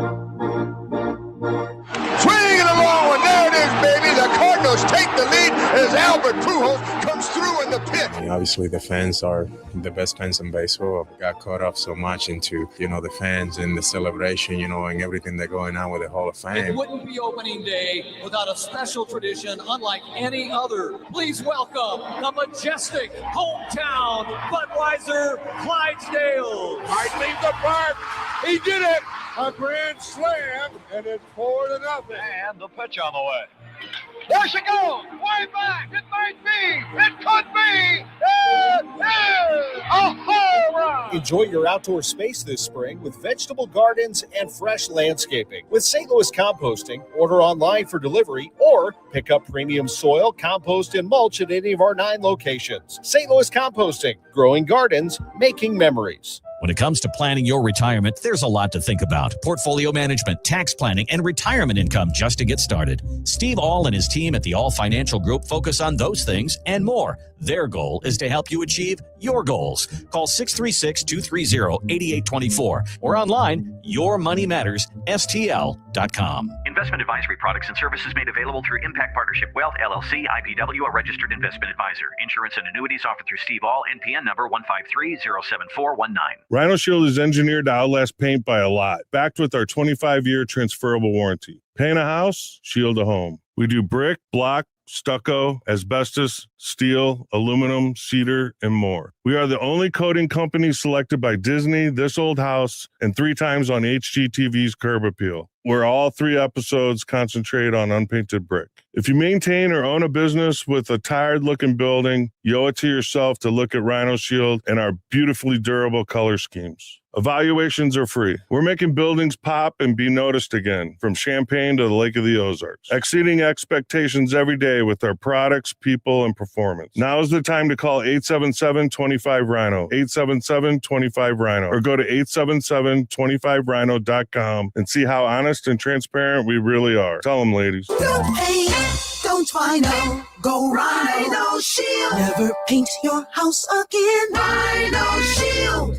For 100 years, KMOX has been a part of St. Louis. Now, those moments live on, preserved, remastered, and ready to be heard again. Discover KMOX from the Archives, a podcast featuring classic audio from a century of service. Sponsored by Overhead Door Company of St. Louis, the genuine, the original. The KMOX from the Archives podcast, available now at KMOX100.com or wherever you get your podcasts. Hey guys, Kevin Wheeler here, and it is time for the madness and FanDuel Sportsbook, which is the official sportsbook here at KMOX. Mine as well. Right now, they're doing everything they can to amp up the excitement of the month of March in college basketball as well. What FanDuel's doing is they're dropping bonus bets into everyone's account for the tournament. So all you have to do is opt in to claim your bonus. You can use them on the same games that you're picking in your bracket, right? You can use them on money lines and spreads, totals, game props, same game parlays. And remember that these bonus bets are only available for a limited time. So you want to visit FanDuel.com/Missouri to learn more. And of course, with FanDuel Sportsbook, even if your bracket goes out early, you don't have to. You can continue to play along and have fun throughout the tournament. FanDuel, it is time to dance. Just remember, you have to be 21 or older and present in Missouri. Bonus issued as non-withdrawable bonus bets, which expire 7 days after receipt. Max bonus $500 unless otherwise specified. Restrictions apply. See terms at sportsbook.fanduel.com. If you have a gambling problem, call 1-800-GAMBLER. One city, one voice. KMOX, the voice of St. Louis.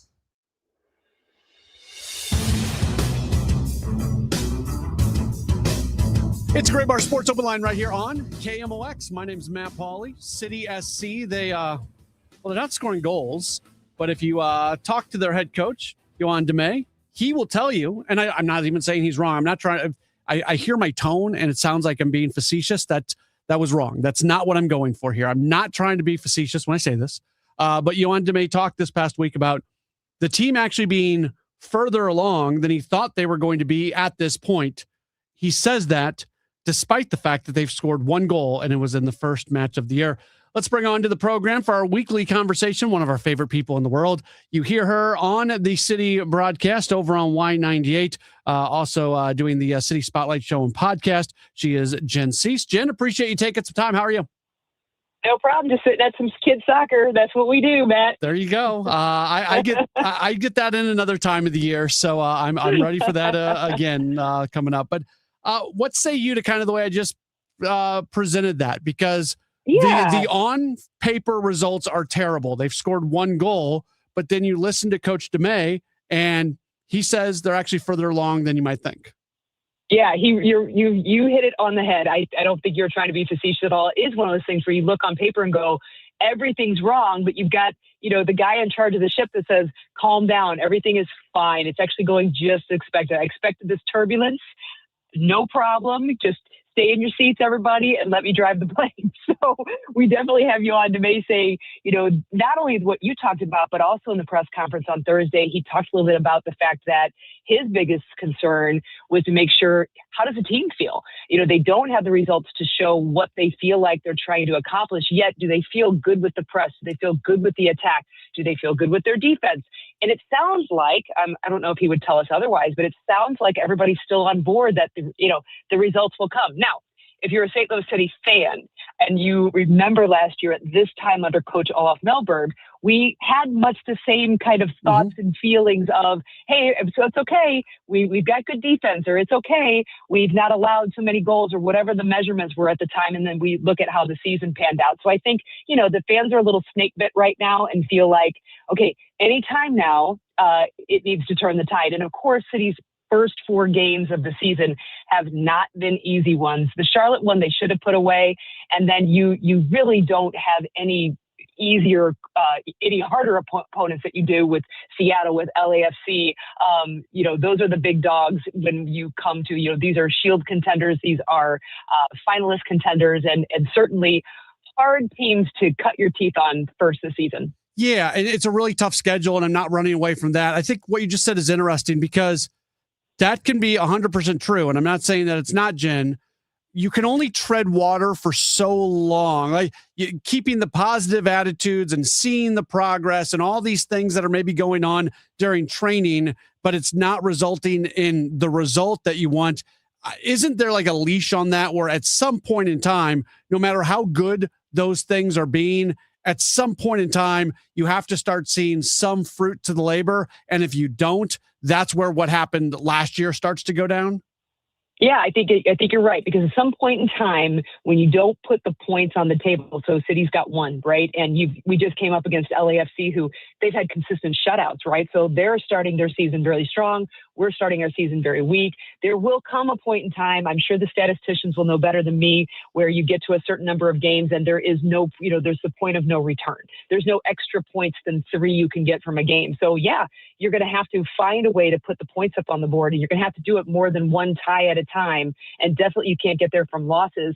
And then the question will be, what will need to change? I think Yohan DeMay gets a bit of a longer leash, so to speak, from coming in and bringing some new staff in, having 80% or so of the squad the same. It's not like the roster had these massive, massive changes on it. So I think he's got a little bit of a runway to work on, so to speak, but he can't have forever. And then he also has to look at his players. He has to look at that front line of players and say, Simon Betcher, I feel like I'm picking on Simon a lot, and I don't mean to.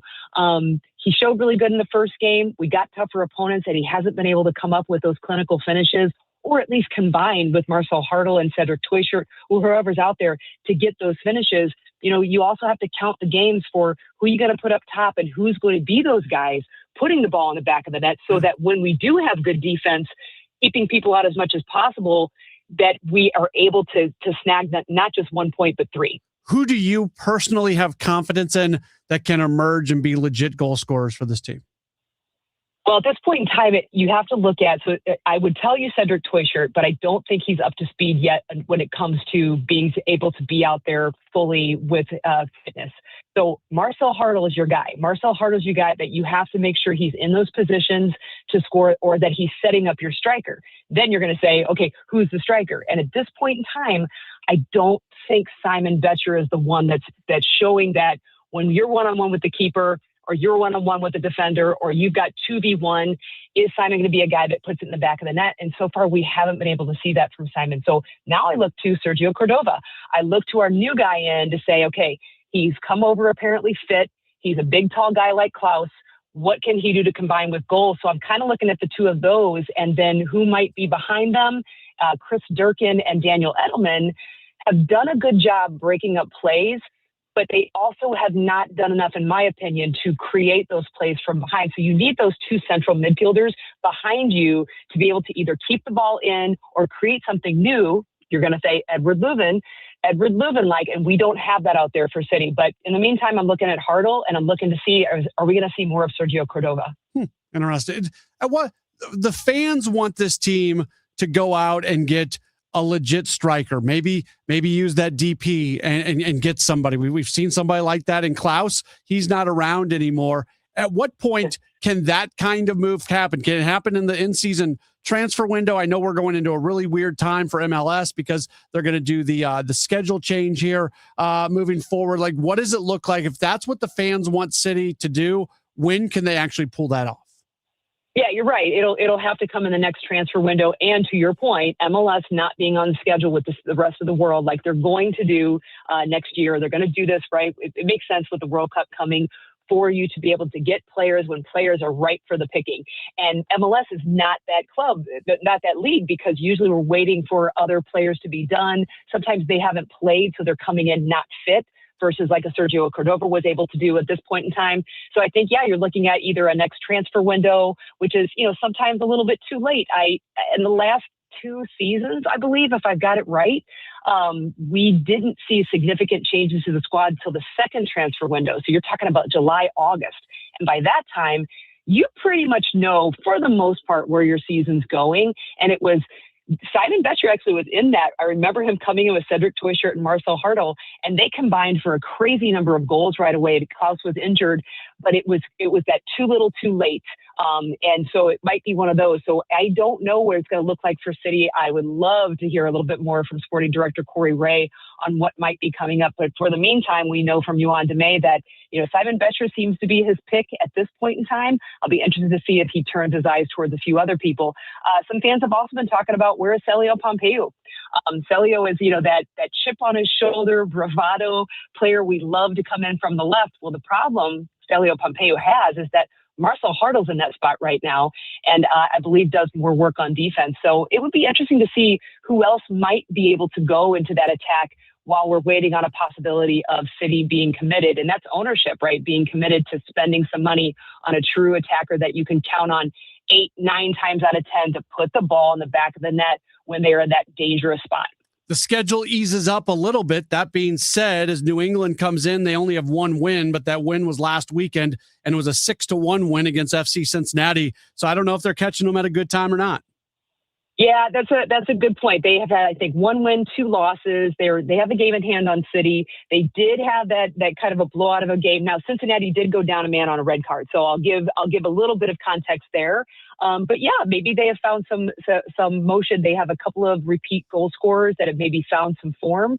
But I think this feels like another opportunity at revisiting the first game against Charlotte, another Eastern Conference team that might be able to take advantage of them on home ground. Now, New England tends to play a little bit more aggressively than Charlotte did in terms of Charlotte kind of sat back, waited to see what would happen. New England likes to go forward and press just like City. So they're coming off the high, of course. That doesn't mean results, and they got to do it away. We'll see if they can do it on Saturday, or City can actually grab 3 points finally from that win that seems to be eluding the team this time. Obviously, the most important question I'm going to ask you, it's 80s night on Saturday at Energizer Park. Are you going to be rocking 80s gear? My friend, after this phone call, I will send you a picture of my high school senior picture because, as Amy Markscourt said earlier today, higher hair meant higher to God. So when he teased it up really good in the 80s, maybe I'll have to see if I can do that again. Yes, please. You have to. And don't even tell anybody. I know we're on the radio right now, but nobody's listening. I kid. Just totally rock 80s, maybe do some tie-dye. I don't know. Just loud neon colors, big hair, and just show up that way unannounced, and it'll be awesome. Do you know how many cans of Aquanet I'm going to need for that? Expense it to Odyssey. I'm sure they'll take care of it. There you go. All right, Jen, great stuff. People should be listening on Y98. Tomorrow, 7:30 is the start time. So that means the broadcast begins at 7 o'clock. Thank you so much for taking some time. Thanks, Ed. All right, very good. That's Jen Cease joining us on the program. We'll take a break. We got more coming up. Don't go anywhere. This is a Gray Bar Sports Open Line on KMOX.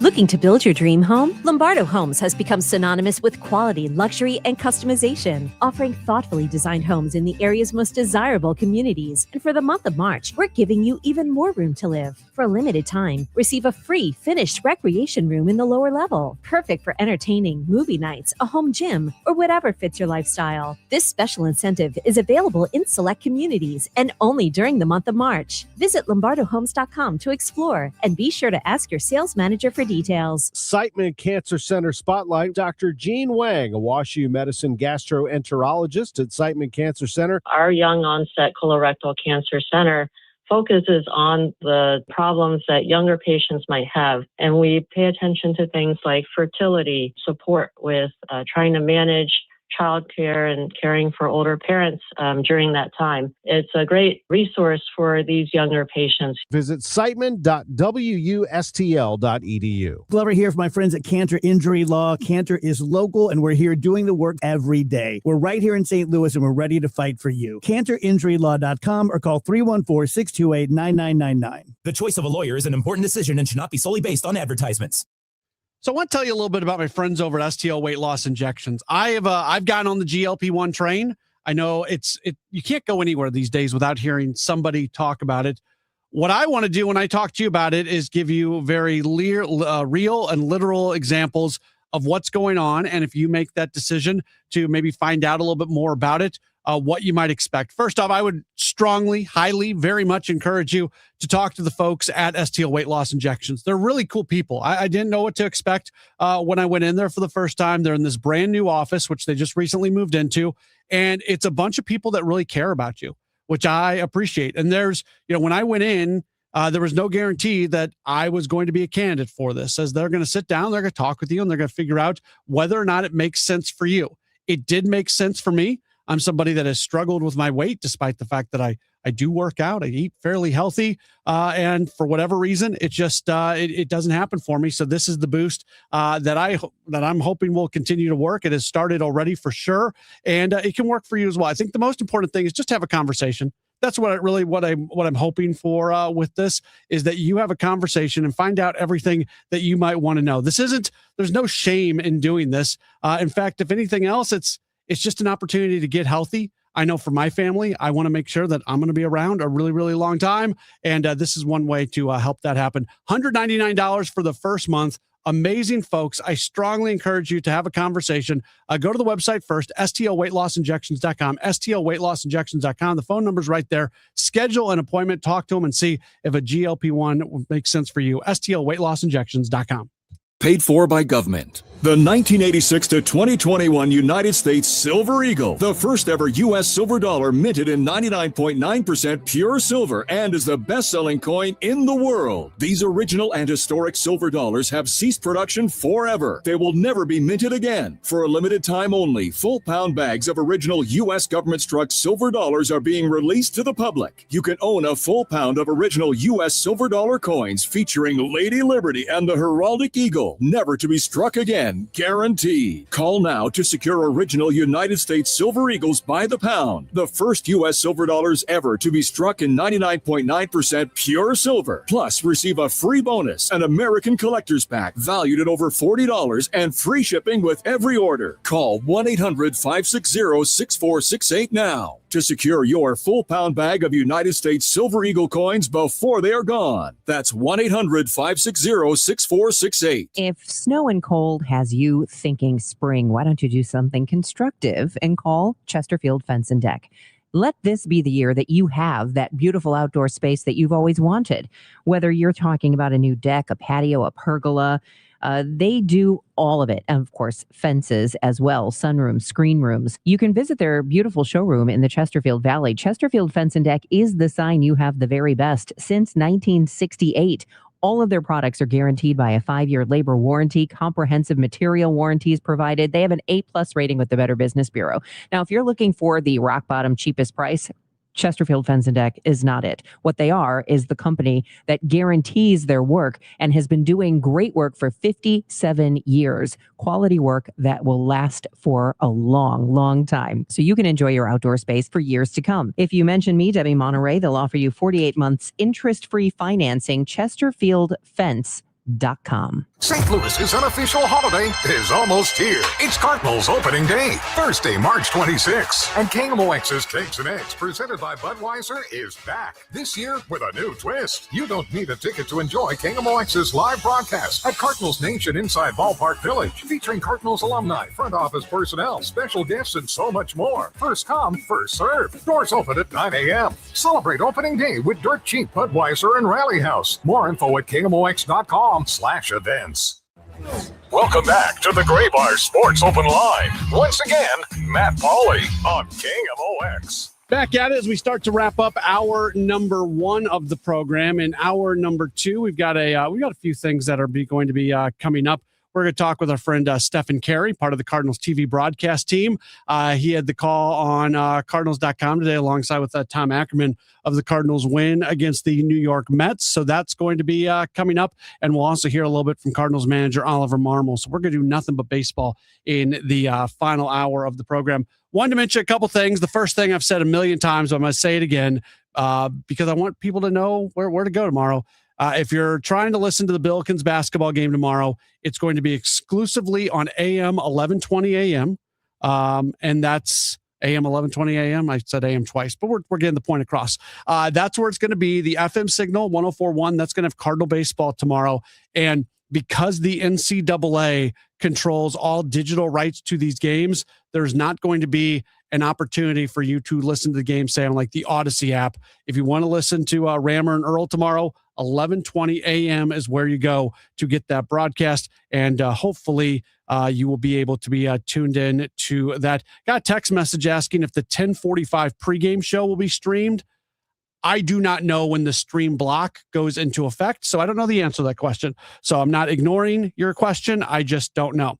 The other thing, this is completely non-sports related, but let's go to it for just a moment. Maybe you've heard in the top of the hour news today with Michael Calhoun. It was announced today by CBS that CBS Radio News is going to be shutting down. Channel 5, the good folks over at Channel 5 actually did a story about this. And I was reading the Facebook comments. Well, they say never read the comments. I was reading the Facebook comments, and KMOX was previously owned by CBS. CBS doesn't really own radio stations anymore. KMOX is now owned by Odyssey. A lot of people read the story about CBS Radio News going away and thought that meant KMOX was going away. So many comments, like dozens of comments on this. Debbie Monterey actually went and left a comment herself trying to explain the situation. That's not what's happening. What this does mean for KMOX is our national top of the hour news will not come from CBS News anymore. I have no clue who it's going to come from, but KMOX is still going to be here. Cardinals baseball will still be on KMOX. All the shows you love on KMOX are still going to be here. It doesn't impact KMOX programming outside of top of hour news and other news resources that we get from CBS, but you do not have to worry that KMOX is going away because CBS Radio News is going away. There are your explanations for the day here on KMOX. Time now for today's Spotlight on Tech, sponsored by Ethos. Vintage clothing is fetching modern prices online. eBay is acquiring secondhand fashion marketplace Depop from Etsy for $1.2 billion, with Depop topping $1 billion in sales in 2025, with 90% of Depop's customers under the age of 34. eBay in recent years has been selling niche brands, including Brazilian retailer Elo7 and musical instrument marketplace Reverb. I'm Jason Brooks. If you own a small business, the pressure never lets up. Something's always coming at you. That's why business owners turn to LendSeek for funding. I don't need promises. I need options. LendSeek's AI platform showed me real funding choices. Now I can cover payroll, handle taxes, and go after growth opportunities without the daily stress. Up to $5 million with funding in as fast as 24 hours. No upfront costs. No prepayment penalties. Start ready, stay ready. LendSeek.com. LendSeek.com. Hey, it's Debbie Monterey. I'm joined by my friend and St. Louis real estate expert, Gloria Liu, your home sold guaranteed realty. Gloria, everyone knows you for your guaranteed sold program, but you also help your sellers get multiple cash offers, right? That's right. Some sellers are looking for speed, certainty, and to avoid repairs and open houses. I just helped a family in December to sell their parents' estate. They chose me because I offered 4 cash offers at our first meeting, which gave them options picking the best cash offer. Whether it's multiple cash offers or my guaranteed sold program, my sellers are always in control to sell fast and for the most money. It's my guarantees and my buyers in waiting program that set me apart from other realtors. If you're ready to make your move without the hassles, guaranteed, call Gloria Liu right now at 314-325-6888. That's 314-325-6888, or visit GloriaHasTheBuyers.com. Gloria and seller must agree on price and possession date. $5,000. That's the average amount of money people in the U.S. are now spending on gas in a year. $5,000. That's crazy. If you drive, you have to download Upside, the free app that gives you cash back every time you get gas. That's right. You can earn real cash back with Upside just by buying the gas you're already buying. You can literally start earning cash back today. I use Upside every time I fill up, and I've already made around $300. You're putting gas in your car anyway. Why not get real cash back? If you like free money, download Upside. I'm saving the cash I earn from using Upside to help pay for a vacation later this year. Download the free Upside app now to earn cash back every time you buy gas. Use promo code FRESH to get an extra 35 cents per gallon on on your first tank. You can cash out anytime right to your bank, PayPal, or a gift card for Amazon and other brands. Just download the free Upside app and use promo code FRESH for a 35 cents per gallon bonus on your first tank. That's code FRESH for a 35 cents per gallon bonus. Celebrating 100 years of informing and entertaining. KMOX AM St. Louis, KMOX FM Hazelwood, the voice of St. Louis. This is CBS News on the Hour, your home for original reporting. I'm Jennifer Kuiper. The U.S. Treasury has lifted until April 19th sanctions on Iranian oil loaded onto vessels before March 20th. It's Washington's latest step to stem a supply crisis over the Middle East war, according to CBS's Kelly O'Grady. In some ways, it would be a Band-Aid. The idea would be to cap the price of oil. This likely wouldn't bring it down because, remember, this is simple economics, right? You add more supply to the market and you keep demand the same, your prices would go down. Or if you're able to cap it, you make sure that it doesn't go up. Today's authorization does not apply to deliveries of oil to Cuba, North Korea, or Russian-occupied areas of Ukraine. President Trump may be making some changes when it comes to operations in the Middle East. Posting on social media, the president said, quoting here, "We are getting very close to meeting our objectives as we consider winding down our great military efforts in the Middle East with respect to the terrorist regime of Iran." The president mentions the degradation of Iran's military operations. And at the same time, he says the Strait of Hormuz will have to, quote, "be guarded and policed as necessary by other nations who use it. The United States does not. If asked, we will help these countries." Linda Kenyon, CBS News, the White House. Iran is threatening to strike recreational and tourist sites worldwide, insisting it is still building missiles. As Iranians celebrated the Persian New Year today, Israeli strikes landed in Tehran. Iran launched more attacks on Israel and energy sites in neighboring Gulf Arab states in response.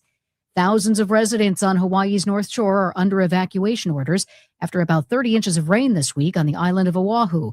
Officials are keeping an eye on a 120-year-old dam. CBS's Rob Marciano. Rising reservoir waters threaten a dam failure. Do not wait. Do not hesitate. Evacuate now, because the dam has not failed at this point, but it is at imminent risk to do so. The fast rising floodwaters have led to multiple rescues. Members of the National Guard have been called in to help with evacuations, some residents escaping on their own, while others are trapped. The Justice Department moves to dismiss the criminal case against two former Louisville police officers who are facing civil rights charges in the shooting death of Breonna Taylor. CBS's Sarah Lynch. Once the government moves to dismiss a case with prejudice, there's very little a judge can do.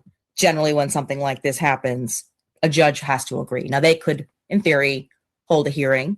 We've seen that before. Last year, for example, the Justice Department moved to dismiss the Eric Adams case.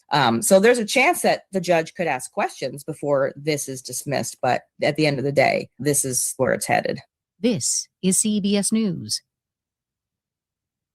Go to the ends of the earth, half a world away. Reach for the stars. If I take time to think, they might go get Brad. On CBS, Sunday morning. At 7:03, it's a cloudy sky. We're at 79 degrees downtown at the Arch. If St. Louis County voters approve an online sales tax, is a consolidation with the city still necessary? County Executive Sam Page says he believes the tax would give the county stability, but still thinks there should be talks of a consolidation. Combining services across service lines or allowing St. Louis City to come into St. Louis County as a municipality offers other efficiencies and other advantages to streamline government. To provide services more effectively and efficiently. Between $30 and $75 million annually could be generated by the tax if voters approve it on August 4th. In 2022, it was soundly rejected by voters. Tons of wagers are being placed on the March Madness games happening nationwide and at Enterprise Center. Does that bring the risk of money laundering? We asked that question to Michael Lira, the executive director of the Missouri Gaming Commission. He tells KMOX he believes their rules effectively curb money laundering and fraud. Requiring full photo ID before you can open an account. States that don't have that have a tremendous amount of problems. He adds leagues and books monitor themselves, and the Gaming Commission does not have their own integrity division. Lira says tax revenues have been disappointing thus far, but hopes March Madness can build some momentum. Sean Malone, KMOX News. A Missouri official says the state's energy problem isn't just isolated to Missouri, but the solution will need a state-specific approach. Missouri was a net exporter of power until about 2014. Missouri, like most Midwestern states, has traditionally relied majority on coal-fired power plants. And so really the last 10, 15 years, coal plants have been phased out. Missouri Department of Natural Resources Director Kurt Schaefer tells MissouriNet that officials are weighing all options for future energy production in the state, including nuclear plants and battery technologies. Forecast overnight tonight, clear sky, 53. For tomorrow, sunshine. It's going to be warm with a high of 82. 65 for Saturday night. For Sunday, could have a spot afternoon storm, but otherwise a mostly sunny sky. And we could tie the record from 1907. That'd be 88 degrees. Then we dip down to 41 for Sunday night. Right now, we've got some clouds. It is 79 downtown at the Arch. I'm Michael Calhoun, KMOX News. Welcome back to the Gray Bar Sports Open Line. Once again, Matt Pauley on KMOX. It is a Gray Bar Sports Open Line on KMOX. My name is Matt Pauley. As we get into hour number 2 of the program, coming up later on this hour, we're going to hear a little bit from Cardinals manager Oliver Marmol. Had a few things to talk about today. Cardinals do get a win against the Mets. Final start for Matthew Liberatore before he is going to make the opening day start coming up on Thursday. Going to do that against the Tampa Bay Rays. We are very, very excited for that for sure. Also excited for Stephen Carey. The Cardinals officially announcing the full broadcast crew this past week. We already had heard him a whole bunch during spring training, both on TV broadcast and some of the streaming broadcast we do at Cardinals.com and MLB.com. And happy to welcome on to the program Cardinals TV play-by-play announcer Stephen Carey. Stephen, thanks for taking some time with us today. How are you? Matt, I mean, taking some time. What are we talking about? You were one of my favorite partners I've ever had in spring training. How are you doing, man? I mean, it's me and Tom and your dad, right? So, and one of them's blood related. Yeah. So, you know, you should feel very, very honored that you've beaten him out in that category. Okay. You just never stop working. That's part of the gig. That's part of the gig for sure. What'd you think of Liberatore today? I know they were trying to like ramp down on him. He ended up going the 5 innings because he was so efficient with his pitches. And what was he? 58 pitches today through 5 innings. It looked like a really good final tune-up for him before the regular season. Yeah, I mean, when you give up your first hit of the game on your second to last hitter that you see, you're in pretty good shape. I mean, he was in full control. He was working the breaking ball at the top of the zone in particular. And every time he was throwing that put away pitch, he would be strutting off of the pitcher's mound. And that's a level of confidence that I think that we're starting to see more and more of out of Matthew Liberatore. He is evolving from just one of the really good starters, the good young starters the Cardinals have, to a potential ace for years to come. I might not be the smartest person in the world, but I am smart enough to know that you don't just take the results of one game and make them matter a whole bunch. But that being said, Jordan Walker had a hit today. He had another ball that he hit very hard that went for a fly ball out. But in a single game, it felt like there was at least a little bit of a step forward for Walker today. Would you agree with that? Totally. Tom and I were talking about it on the broadcast today, is that the last couple of games watching him, he looked like he was defeated. He looked like there was just no way he could pull himself out of this rut. Today, he was in control of the strike zone. The result is great, but it's the work that you put into it that I think is the key for him. Hit a ball into left field between third and short on a line, not on the ground. That's important to note. And then hammered one in the air to center with the wind blowing in. That's the swing that we want to see more out of Walker. And it was really, really good to see. I'm happy that Walker is taking these strides. He seems like he's more willing to adapt to what the Cardinals are asking him to do. And he's just 23 years old. There's no reason to give up on a guy like that.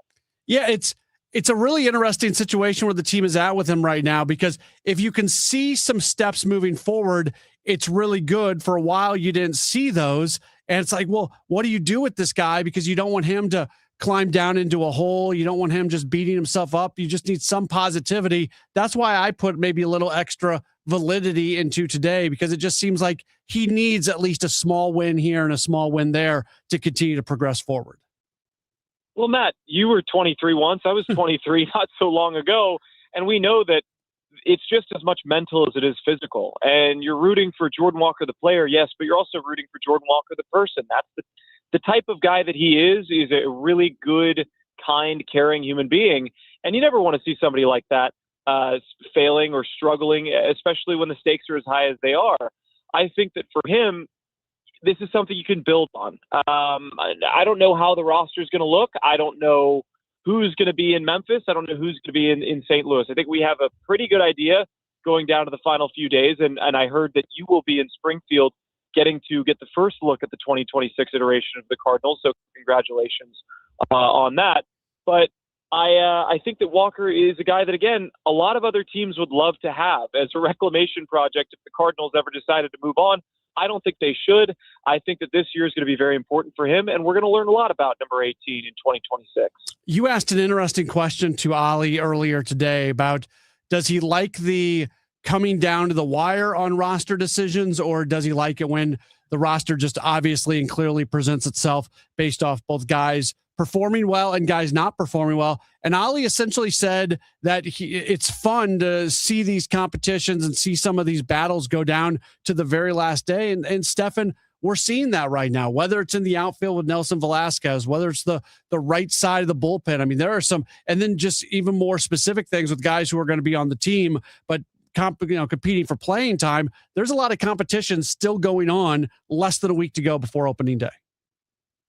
Right, and I think going into spring before the WBC, we all thought that Thomas Saccese was going to be on the 26-man roster. We don't know if that's going to happen now. Ramon Urias was signed for $2 million, but has struggled this spring. How's that going to look? Left field, you mentioned that. And all the pieces that you have in the bullpen, we're still a couple days away from knowing that. And I think Ollie is in a position now where he has some tools that he can go to, either in Memphis or on the big league club. And that's what a good team has. I think last year when the Cardinals needed a spot starter, they were hoping that it fell on a day where Michael McGreevy could pitch. They weren't confident in the ability of some of the other guys to come up, make a spot start. I think they have a better chance of doing that this year. I think they have more depth at every position. Do I think that they're going to score a ton of runs? I don't know. There's not a whole lot of power, but if they play situational baseball, if they play ABC baseball, kind of like they did today and go station to station, then I think this team's going to win more games than people think. Talking with Cardinals TV play-by-play broadcaster Stephen Carey. In case you missed the news, he's officially part of the broadcast crew now. We're so happy that he's going to be able to be part of that. Yeah, it's you mentioned just being able to score runs, and Nelson Velasquez has had a really good spring. A lot of these roster decisions, there's 40-man implications to it. A Rule 5 guy in Matt Pichard, if you move on from him, you gain a 40-man spot, but you have to send him back to the Marlins if they want him. If you add in Nelson Velasquez, you have to find a spot on the 40-man roster. It just seems like there's so many moving parts right now. Yeah, there are. And I think the question is who's going to start the season on the IL. That frees up a 40-man spot. Lars Nootbaar is a name that comes to mind, certainly, as a guy that has not appeared in a spring training game. I haven't heard the latest news on what he's been up to at Roger Dean Chevrolet Stadium, but there's a lot that goes into this. And certainly the Cardinals are making Ollie Marmol have to make some tough decisions. And he said it in that meeting that he likes having to have those choices. He likes having to be the one that's put into that situation because it causes him to critically think about the lineup. It causes him to think about who's going to be the best fit, whether it's at the start, the middle, or at the end. So, yeah, I'm not sure. He said it was going to come down to the wire. The last game of spring training is Sunday against the Astros. So hopefully we have a better idea of who the 26-man roster is going to be. But there's still so many question marks, and that's what's going to make this team so much fun because the team in March and April is not going to be the team that we see in September. It was a windy day today, I understand, in Port St. Lucie, and Thomas Saccese got the start in center field. I think he got 2 balls hit to him. We're able to handle him. What did you just think about what you saw from Saccese in the outfield today? Yeah, his reads were really good. And not only was it windy, it was tricky. There were a couple of balls that were hit out to left that Nathan Church, who's one of the most sure-handed defenders that we have in the outfield, was struggling to read. So Saccese being the captain of the outfield, it didn't look out of place. Like he looked like he was comfortable in that spot. And Ollie sort of alluded to that earlier this week as well, just saying, hey, we're trying these guys out there, and they haven't looked bad. you almost expect them to look bad when you're a shortstop or you're a second baseman. Yeah, you've played the middle of the field. You're pretty versatile. You should be able to play anywhere. But I liked what I saw out of Sajaci in center field. Now, I don't know if his pitch is going to be enough considering all the time he missed for the WBC, but we know what Thomas Sajaci can do offensively. If we can get him to be even more versatile than he is already defensively, he's going to be a great, great piece in 2026.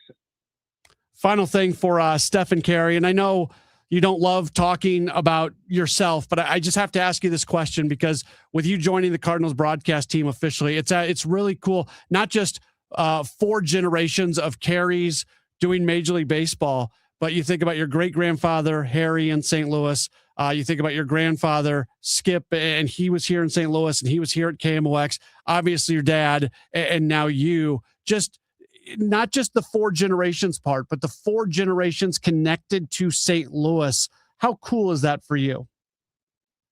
There are no words that I can say that will adequately describe the feeling that I have about this whole situation. Again, my family is one thing, but the people that I'm fortunate enough to get to work with is another. Getting to work with you, Matt, was phenomenal. I see how hard you work. I see how much you put into your job and how talented of not only a host you are, but a play-by-play man.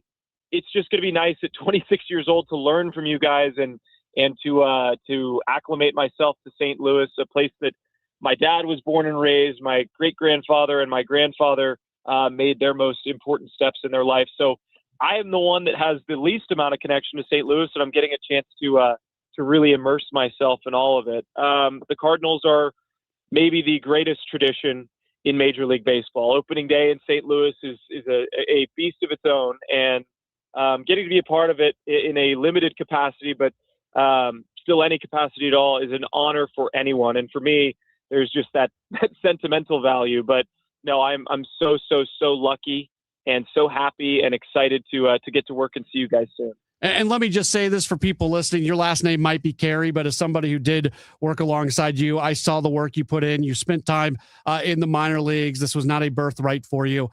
You have also put the work in, and you are very deserving of the things that have come your way. And I know with your last name, there are going to be times where people make assumptions, and for whatever it's worth, I'll put a stop to those assumptions. And I'm glad to be able to see you more often. Hey, Matt, thanks so much. You know, it's one of those things, right? Everybody has their advantages and disadvantages in this game that people are going to hold against them or not hold against them. And for me, all I want to do is go out, do a good job for the people of St. Louis, for the fans, and for you, and for my friends and colleagues and my new family. So I'm really, really excited, from one Tony Enzer broadcaster to another that maybe called games at elevation that lasted way too long. I'm so pumped to get to work with you more closely and to see where the Cardinals go in 2026. Well, safe travels back to St. Louis, and we'll see you on Thursday for opening day. Can't wait. Thanks so much, Matt. All right, very good. That is Stephen Carey joining us on the program. He mentioned Tony Enzer, by the way, just because there's probably 0 people listening right now who have any clue who Tony Enzer is. Kyle, 6-star sports producer. When I was going through my minor league days, I was in Colorado Springs working with a AAA baseball team, the Sky Sox, who don't even exist anymore, unfortunately. And my general manager, and in minor leagues, a general manager isn't like a Chaim Bloom. A general manager runs the operation. He runs the stadium. He runs the concessions. It has nothing to do with baseball. But my general manager was a guy by the name of Tony Enzer.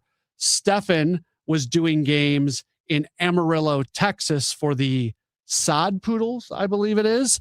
And Tony Enzer was his GM there. So he and I had the same GM in our minor league days. And then sometimes on this show, we have Sam Levitt on, who is the pre-post guy with the San Diego Padres and occasionally does play-by-play for them. He at one point was the number 2 broadcaster with the Gateway Grizzlies. He was in Amarillo at one point. He also had Tony Enzer as a general manager. So there's like a bunch of us guys rolling around Major League Baseball, connected to Major League Baseball broadcast, that had Tony Enzer as a minor league GM at one point. That's another one of those examples. It's a small world, especially in the broadcasting world. You guys worked for the same general manager. You both end up in St. Louis, and get to hear both you guys all the time broadcasting Cardinals baseball. There you go. So, I'm really happy for Stefan, and it's good he's going to be around a little bit more. We'll take a break. We'll come back. We got more to get to. Don't go anywhere. If you've got, by the way, this is kind of, I don't have a whole lot planned for this next segment. So if you've got any questions about the Cardinals that you want me to kind of take a stab at, we get some just sort of randomly on the text line, and a few of those have come in, and I will look at that. But whether you want to text in at 314-436-7900, or if you want to leave a comment on the video stream, if you've got just say general comments about the Cardinals that you'd like me to address, I will do that in the next segment. I got a few things to talk about myself as well. That's up next. This is a Gray Bar Sports Open Line on KMOX.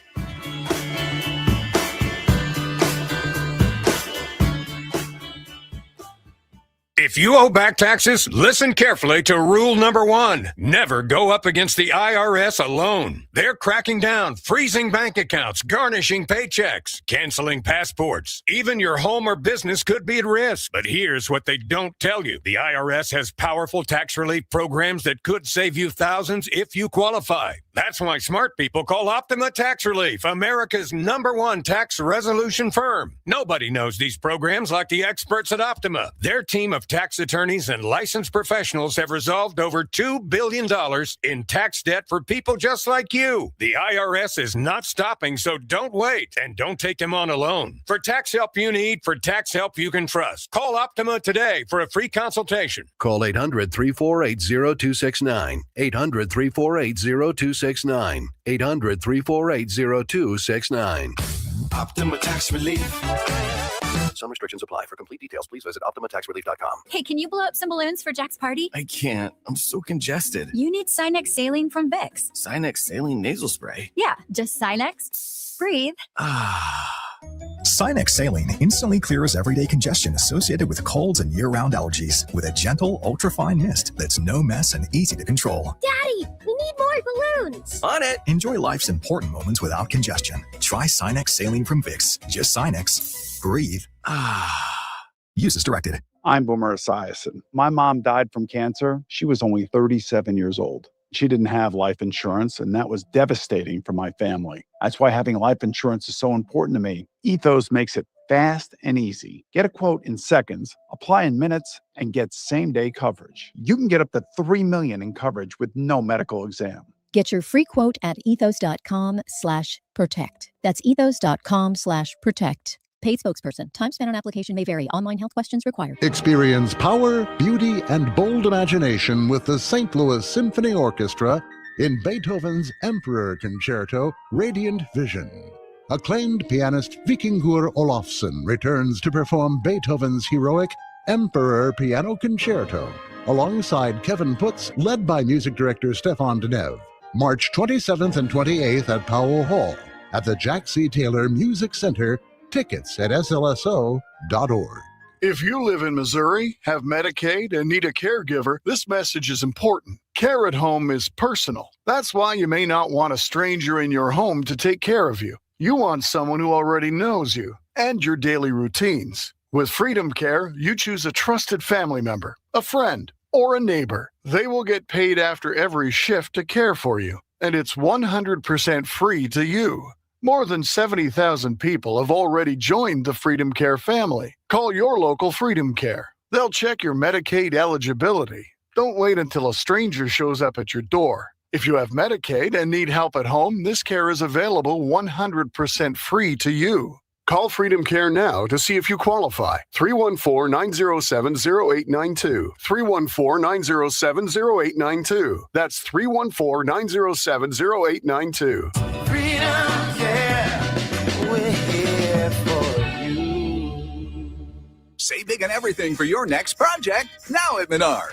Keep your home neat and organized with help from Dakota. Whether you need extra storage or want to add an accent to your living space, Menards has the shelving solutions for you. Dakota shelving comes in a variety of finishes to match your style. View our entire selection of Dakota shelf boards on Menards.com. Plus, check out our weekly flyer for other great deals happening this week. Save big money at Menards. Yesterday, today, and tomorrow. KMOX, the voice of St. Louis.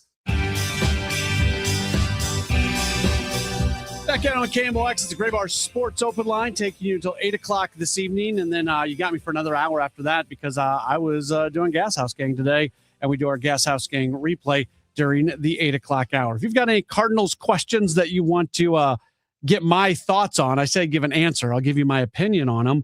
You can text in or you can leave a comment on the video chat. Text in 314-436-7900, 314-436-7900, or you can, again, leave that comment on the video chat. Or if you want to tweet at me, at Matt Pauley on air, MattPauley on air. Got a text message from the 563 saying, how many chances will the Cardinals give Walker before they realize he just isn't good enough to be in the majors?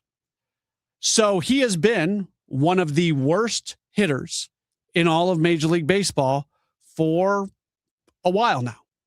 I start the answer to that question by saying that because I don't want people to accuse me of sugarcoating the Jordan Walker situation. He has been one of the worst hitters in baseball for a while now, and he's had a mostly bad spring in terms of results. This is where we need to remember the profile that Walker has and why he is worth sticking with as long as you can possibly stick with him in the organization.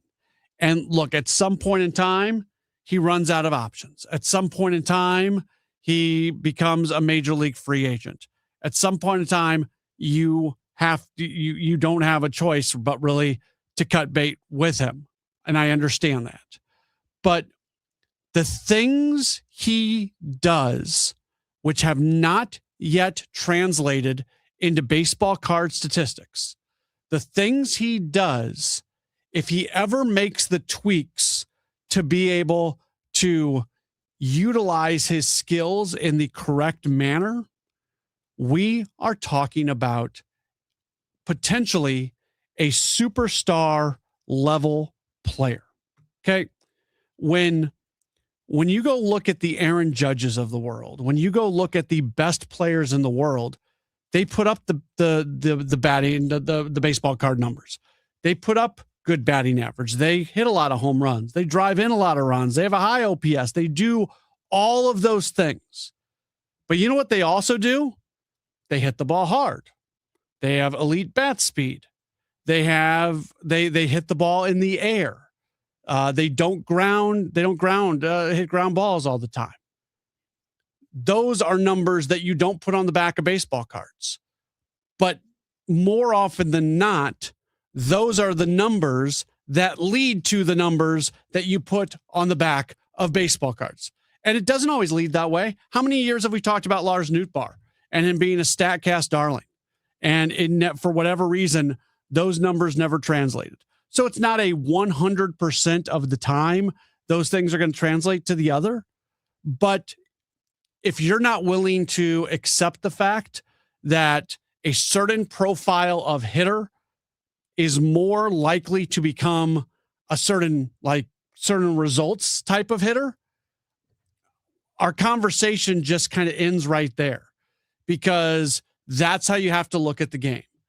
And that's why when you have a Jordan Walker who has elite bat speed, third fastest bat speed in all of Major League Baseball last year, elite exit velocities, these things that bluntly you can't really coach.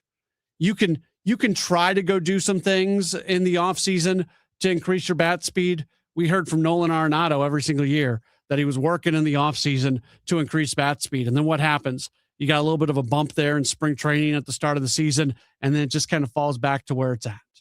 So as long as you have a player who can do these things at a super elite level, even if it's not all coming together, you stick with them as long as you possibly can. Now, if the Cardinals are trying to win a World Series this year, if they had a roster where you're like, this team can compete for a World Series, if that's where they were at right now, we might be having a different conversation about Jordan Walker, because at that point, you can't just see this guy that's going to bring you down. You just can't keep him there. But with where this organization is at, you keep Walker in the organization and you try to cultivate that. Text message from the 702 says, I just can't see how Victor Scott II makes this team. Nathan Church has a better arm, just as fast as a better hitter. Well, he's not just as fast. Victor Scott II is faster than Nathan Church. Church is a really, really, really, really, really good defensive outfielder. Scott's a little bit better. But Church so far has shown more at the plate. They're both going to make the team. That's the bottom line here. Victor Scott II is going to be on the team, and Nathan Church is going to be on the team, especially at the start of the season. I would suspect that on opening day, the outfield likely has Scott and Church in it. I guess if Nelson Velasquez makes the team, there's a chance that maybe he's your opening day left fielder. But there's a good chance that you'll see Scott in center and maybe Church in left on opening day. So how you say, I can't see how Scott makes the team. Well, you can see it now. I told you, Victor Scott II is making this team. He's going to be on the team on opening day. You can stop worrying about that. It's going to happen. We'll hear from Oliver Marmol in just a moment here on KMOX.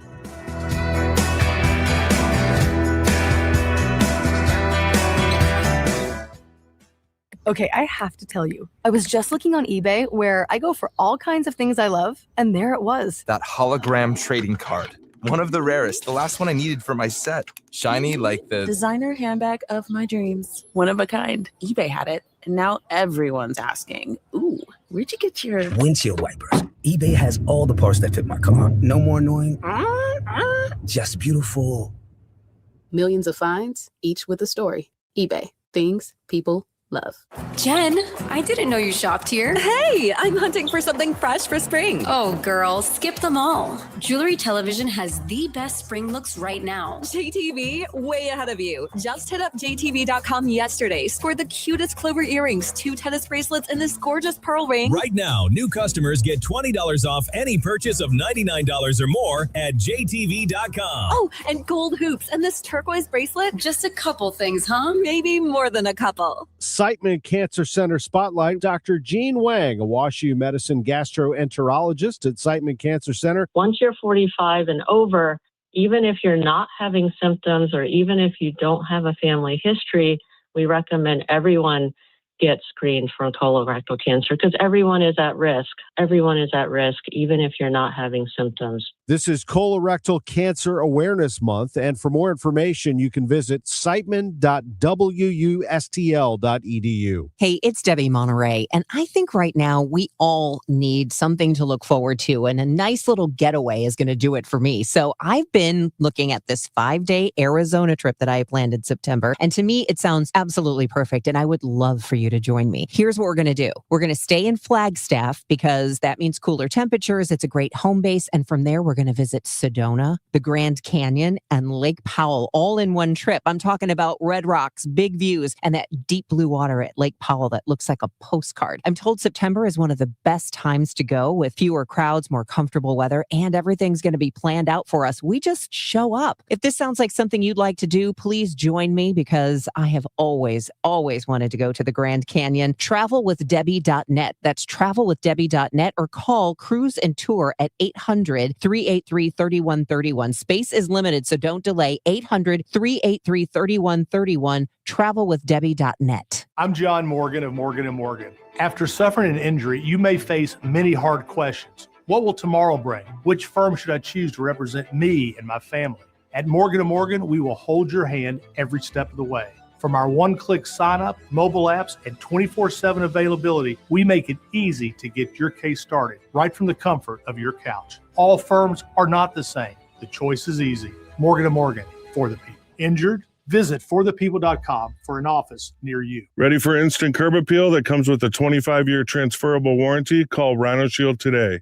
We do brick, block, stucco, asbestos, aluminum, steel, cedar, and more. Over the past 20 years, we've done thousands of homes, businesses, churches, schools, condos, parking garages, large metal buildings, and strip malls, from Champaign to the Lake of the Ozarks. We do flat and sloped metal roofs to extend their lives too. Proud to be veteran-owned and manufactured in the good old USA, so we're tariff-free. We're exceeding expectations every day. Evaluations are free. A+ rated with the BBB and a lot of 5-star Google reviews. Call 877-25-RHINO, 877-25-RHINO, or 877-25rhino.com. See what we did there? Genius. Tell them, ladies. Don't pay, don't Rhino, go Rhino Shield. Never paint your house again. Rhino Shield. Save big on everything at Menards. We're your destination for everything electrical. Whether you're trying to create the perfect ambience with a stylish new dimmer or seeking the right USB outlet to charge your mobile devices, Menards carries a wide selection of dimmers, switches, and outlets from Legrand to fit your everyday needs. Save big money on products from Legrand at Menards. Plus, check out our weekly flyer on menards.com for more great deals happening now. Save big money at Menards. The madness Wants the drive, got some space. Time! In your face! continues. Oh, he took him to Q school. Yes, he did. On his head. It's the NCAA tournament. The Billikens, the Wolverines, live from Buffalo, New York. It all happens tomorrow. Pregame 10:45, tip at 11:10, and you can hear the game on 11:20 a.m. KMOX.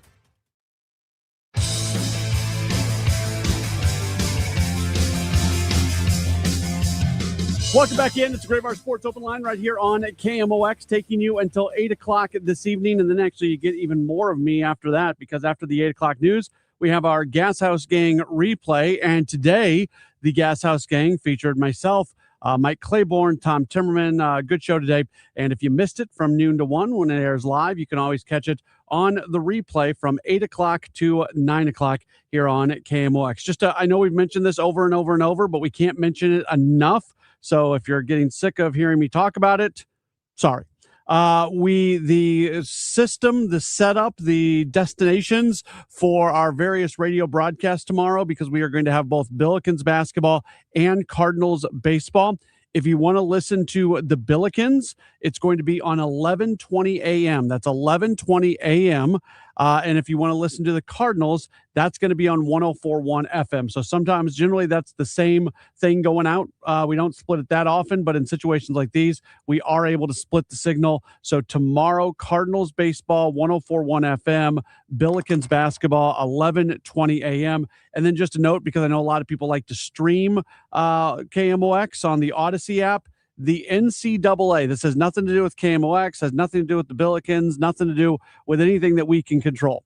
The NCAA owns the digital audio rights for all games in the NCAA men's basketball tournament, so we cannot stream the Billikens game on the Odyssey app or anywhere else you listen. So if you are somebody who streams the station to listen to the Billikens, you are going to have to find a radio and find 11:20 a.m. So just be ready for that, so you're not caught off guard coming up tomorrow as we get ready for that big Billikens-Michigan game. All right, let's have a little fun with audio, as Oliver Marmol met with the media earlier today and talked about a few things. First off, they have continued over the last few years to add a little bit more swing and miss to the pitching staff, which is good because it's a staff that just hasn't had a lot of it. And when I say staff, I'm talking starters and relievers. Last year, very little swing and miss with the starters outside of really Sonny Gray, Matthew Liberatore a little bit, but it was a lot of pitch to contact guys.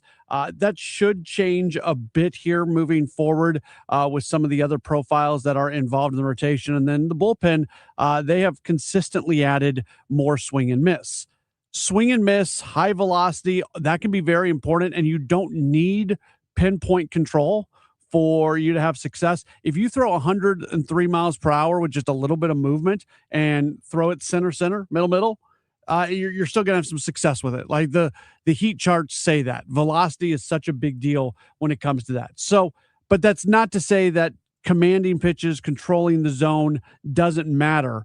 And Oliver Marmol did say that he feels like this pitching group does have swing and miss, but also can control their pitches. We got guys that have horsepower that have the ability to still command it. So yes. Is horsepower any good without command? We see a lot of it in bullpens, and it can be effective if you can punch out 3 before walking 4. And even though we do talk so much, and I don't want people to think that I am dismissing swing and miss. That is so important in today's game from a pitching standpoint. It's the most important thing, but that doesn't mean that control is not still important. Just to be clear, this isn't the first spring where that's been an emphasis. I think when you look at, and not that you're implying that, but like you look at the last several years, and our group has is continuing to get better and better at that. Especially when you look at last year's group, if you're going to pitch to contact, you can't let guys on prior to that. Like, make them earn every ounce of it. So, yes. So when you're going into commanding pitches, there's a lot of things.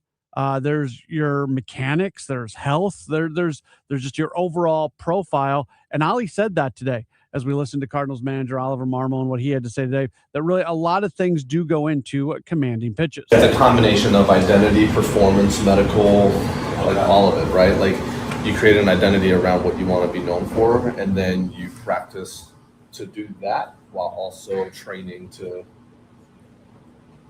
have better stuff. Matthew Liberatore, the Cardinals opening day starter, made his final start before opening day today. Looked good. 5 innings, gave up just 1 hit, 5 strikeouts, 1 walk. He only needed the original plan was 4 innings for him, but he was so efficient today. He almost had to go 5. He did not almost. He did have to go 5. Ended up throwing just 54 pitches. That was the plan, though. That may not sound like a ton of pitches, but in their final starts of spring, the Cardinals do like to take a step back with pitchers. 4 ups. We've done this in the past where we build up, we take a step and deload, and then get back going again. So this is a matter of him being efficient with his pitches, executing at high level, and having an outing where he gets to take a notch back before we ramp up and jump into the real thing. You look at some of the players that were in the lineup today. Jordan Walker had a hit, so that's good. You're looking for positive things to come out of him. J.J. Weatherholt actually slowed down a little bit here recently after his hot start to Grapefruit League play. He was able to come up with a hit today. Overall, as they do go into just a handful of games left of Grapefruit League play, Oliver Marmol believes that these at-bats are very important for these hitters. These are very important at-bats. I mean, yes, the Masons and some of the other guys aren't in there early today, but there's a lot of guys in that lineup that are competing, and it'll be a lot of fun to watch. We saw Thomas Sajaci start today in center field. You see players play all over the place, and that's been one of the big things in spring is so many players have shown positional versatility, and we absolutely have seen that from a good number of players, and that's going to create some flexibility for this team. You haven't really noticed it. It's been a pretty solid defensive spring for the Cardinals, and that's with a lot of players kind of playing out of position, and Ali gives credit to those players for doing a good job of moving from position to position. We try to mix and match quite a bit, and guys have done a nice job of adapting quickly and performing well. Like, you look at the guys that have been out of position, they've done a nice job. Like, you don't notice them, and that's a good thing, right? So whether that's somebody at first or somebody in center or left or whatever the case may be, like, they've done a really nice job of just blending in, and a lot of it's because of the work they're being drilled with prior to giving the opportunity. That's been really good. This is the final weekend of Grapefruit League play. Amazingly, it came very quickly, and there's still some decisions to be made on the roster. There's decisions to be made when it comes to relief pitching. There's decisions to be made in the outfield. Are you going to carry Nelson Velasquez? You have to make a major league roster move, a 40-man roster move. I mean, there's just a lot of stuff up in the air, and sometimes there's not a lot up in the air, and the roster kind of presents itself before spring training comes to an end. There's not that many things that are up in the air, but there's enough that it's notable, and Ali likes that. Ali likes being able to go through some tough decisions here at the end of spring. It's always fun, right? Like, part of this is wanting to make those tough decisions and really evaluating which player do we truly believe is ready and who's going to handle it when the lights come on. And there's so many factors that go into making a decision. And then understanding depth and what that needs to look like and setting that up properly. So, no, I like being in the spot that we're currently in. That is Cardinals manager Oliver Marmol, some of what he had to say today. Final weekend of spring training play. Cardinals will play 2 more games in Florida. They'll play the game in Springfield, Missouri coming up on Monday night. And then that's going to be it. And it's going to be Thursday before we know it. And baseball that counts is going to arrive. We'll take one more break. We'll come back. We'll wrap up this edition of the program. You are locked in to a Gray Bar Sports Open Line on KMOX. Wesley is a truck driver. I drive a truck, and I love what I do. A truck driver with IRS troubles. They told me I owed them $43,000. It got really bad. Quite a few letters in the mail. They were talking about wage garnishment, coming after my house, my car. Yeah, they don't play around. I seriously thought that I was going to lose everything. One sleepless night, Wesley finally made a call to Optima Tax Relief at 2 a.m. Kind of figured I'd get a machine, but I didn't. I actually got to talk to an actual person in the middle of the night. He found just what he was looking for. Oh, they were great people. You need a team of people that know what they're doing. Optima Tax, they know what they're doing. Optima Tax Relief came through with flying colors. I saved an incredible amount of money. Happy don't even come close. I was absolutely overjoyed. Take Wesley's advice. If you're in any kind of trouble with the IRS, call Optima Tax Relief. Don't trust anybody else. Call Optima for a free consultation. Call 800-348-0269. 800-348-0269. 800-348-0269. Optima Tax Relief. Some restrictions apply. For complete details, please visit OptimaTaxRelief.com. Bernie Miklasz here for Saliga Heating and Cooling. Our family's called the Saliga family for 18 years, and we are grateful for Saliga's honesty, knowledge, and professionalism. They're the best. For more info, visit SaligaHeatingandCooling.com. Join us for the Rally With Us MLB Opening Day events on March 25th, 9 to 1 p.m. at the Rally House Brentwood Point location. There'll be a live broadcast, giveaways, and the first 100 customers through the doors receive a Valley House Opening Day scratcher ticket. And don't forget to pick up your Opening Day gear while you stop in. Rally House is your home for outrageously authentic Cardinals gear, on-field hats, jerseys, and apparel straight from the source. For more info, KMOX.com/events. Giddy up, it's the Cardinal Cowboy. Is your garage door past its prime? Get a free repair or replacement quote from Renner Garage Door. Renner is America's oldest family-owned garage door company that serves both wholesale and retail markets. Right now, get $100 off a new garage door when you mention this ad. With trusted brands like Delden, Amar, LiftMaster, you know it's built to win. Renner's also hiring experienced techs and installers. RennerDoorSTL.com. Forward and back. RENNER, RENNER. When someone tells me, Gary, I just want to feel calm about this, I usually say, good, that's fixable. Because calm doesn't come from watching the stock markets, it comes from having a plan. Let's build one together. Visit my website, checkwithgary.com, or call 800-966-1690. My show, Wealth and Wisdom with Gary Goldberg, every Saturday morning at 7 o'clock, here on KMOX FM 104.1. If you live in Missouri, have Medicaid, and need a caregiver, this message is important. Care at home is personal. That's why you may not want a stranger in your home to take care of you. You want someone who already knows you and your daily routines. With Freedom Care, you choose a trusted family member, a friend, or a neighbor. They will get paid after every shift to care for you, and it's 100% free to you. More than 70,000 people have already joined the Freedom Care family. Call your local Freedom Care. They'll check your Medicaid eligibility. Don't wait until a stranger shows up at your door. If you have Medicaid and need help at home, this care is available 100% free to you. Call Freedom Care now to see if you qualify. 314-907-0892. 314-907-0892. That's 314-907-0892. Freedom Care, we're here for you. Hi, this is Charlie Brennan. I see clearly now thanks to the doctors, Greg Birdie, Ranjan Malhotra, Robert Brusati, and Andy Royer. You can too. YourEyeDoc.com. Welcome back to the Gray Bar Sports Open Line. Once again, Matt Pauley on KMOX.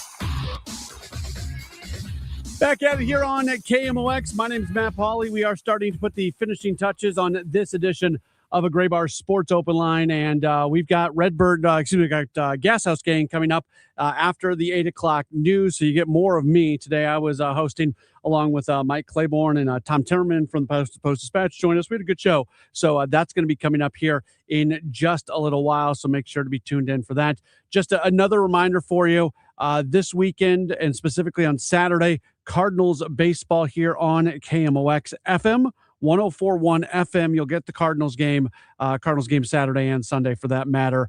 Saturday, it's notable because the Billikens are also going to be playing. They've got their game against Michigan, and that game is going to be heard on 11:20 a.m. So Cardinals on 104.1 FM. I know I keep repeating this. It's worth repeating. We want as many people to know what's going on as possible. So you've got Cardinals on 104.1 FM. You've got Billikens on 11:20 a.m. And because the NCAA owns all digital rights, there will be no streaming of the Billikens radio broadcast. So if you generally listen on like the Odyssey app, you're not going to be able to. You got to find a radio. You got to find 11:20 a.m. That's the way things go. Cardinals match up against the Marlins on Saturday, and they are going to take on the Astros on Sunday. And then they are going to head out of town, and they're going to get to Springfield, Missouri. And on Monday evening, they are going to play an exhibition game against their AA affiliate in Springfield. We'll have that broadcast as well. That's going to be a 6:05 game. That's going to be fun. I'm going to be on the broadcast for that, which is very, very cool. I'm always appreciative of those opportunities. But what we're doing, the voice of the Memphis Redbirds, Alex Coyle, is going to be with me. And the idea of what we're going to try to do on that broadcast is because Alex has been at Memphis and he has seen so many of these guys come through, and he's preparing for guys who you might see at Springfield. Just talk to somebody who's been around the Cardinals minor leaguers a little bit more than somebody like me. So we're going to do the broadcast together coming up on Monday, and certainly looking forward to that for sure. You know, I was over at Busch Stadium earlier today. I was picking some stuff up to get ready for that broadcast actually on Monday. And as I'm walking out of one of the offices, I noticed a sign. And if you've been around baseball much at all, you've always known that there are signs in every major league clubhouse about not betting on baseball. That has existed forever. We know the severity of betting on baseball. We all know about Pete Rose. We all know about, Shoeless Joe Jackson. Really, it goes back a ways. You do not bet on baseball. We are living right now in a world where sports gambling is everywhere. And for the first time ever, I noticed today at Busch Stadium, there was a sign in one of the administrative offices that said baseball, something along the lines of baseball employees don't bet on baseball. So it is, I don't know. I assume the rule has always existed for baseball employees as well. I've never noticed that sign. Maybe it's been there before, but it just goes to remind you of the fact that sports gambling is everywhere, that Major League Baseball is in bed with sports gambling. Every Major League Baseball team is in bed with sports gambling. And at the same time, you have to make sure that there are guardrails in place.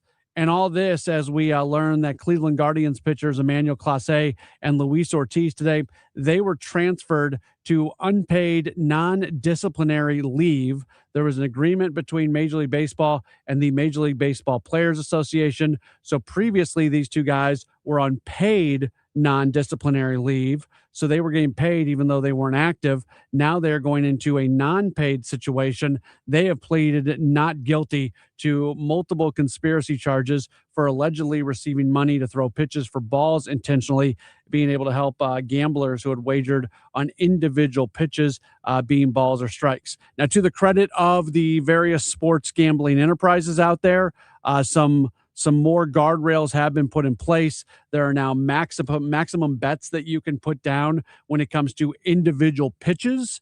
So hopefully what that means is this type of thing that just happened is not going to be happening anymore. Or if it does happen, because if you are going to have a Major League Baseball player intentionally throw a ball so you can bet on it, and bet that it is going to be a ball, it has to be worth enough money that it's worth your while. And that doesn't really exist anymore, at least with the mainstream, the DraftKings, the FanDuels, the Bet365s, the MGMs, the Hard Rocks, like they have all kind of come together to agree that there's a maximum wager that you can put on that. But at the same time, I think we would be being completely and totally naive if we thought that everything was 100% clean.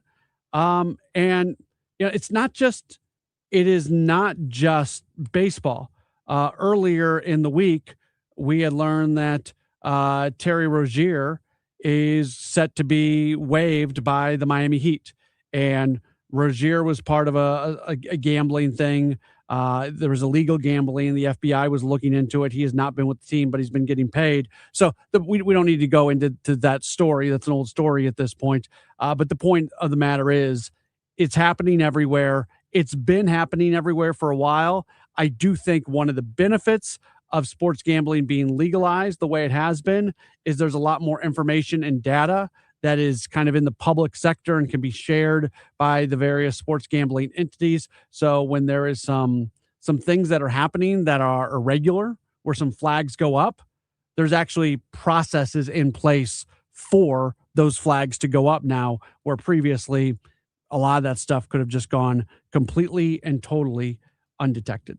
That is it for this edition of a Gray Bar Sports Open Line. Thanks so much for being tuned in with us today. Always appreciate you being with us. Looking forward to next week. Next week is opening day week. I'll be with you for parts of Redbird Rush Hour and the 5 o'clock hour on Monday. And then we'll have the call of the Cardinals Springfield game. And then Tuesday, Wednesday, we're going to begin you ready for opening day, which is coming up on Thursday.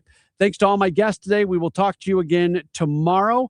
On Monday, excuse me. I don't even know what day it is. It's already baseball season. I don't know what day it is. But yeah, we'll talk to you again coming up on Monday. This has been a Gray Bar Sports Open Line on KMOX.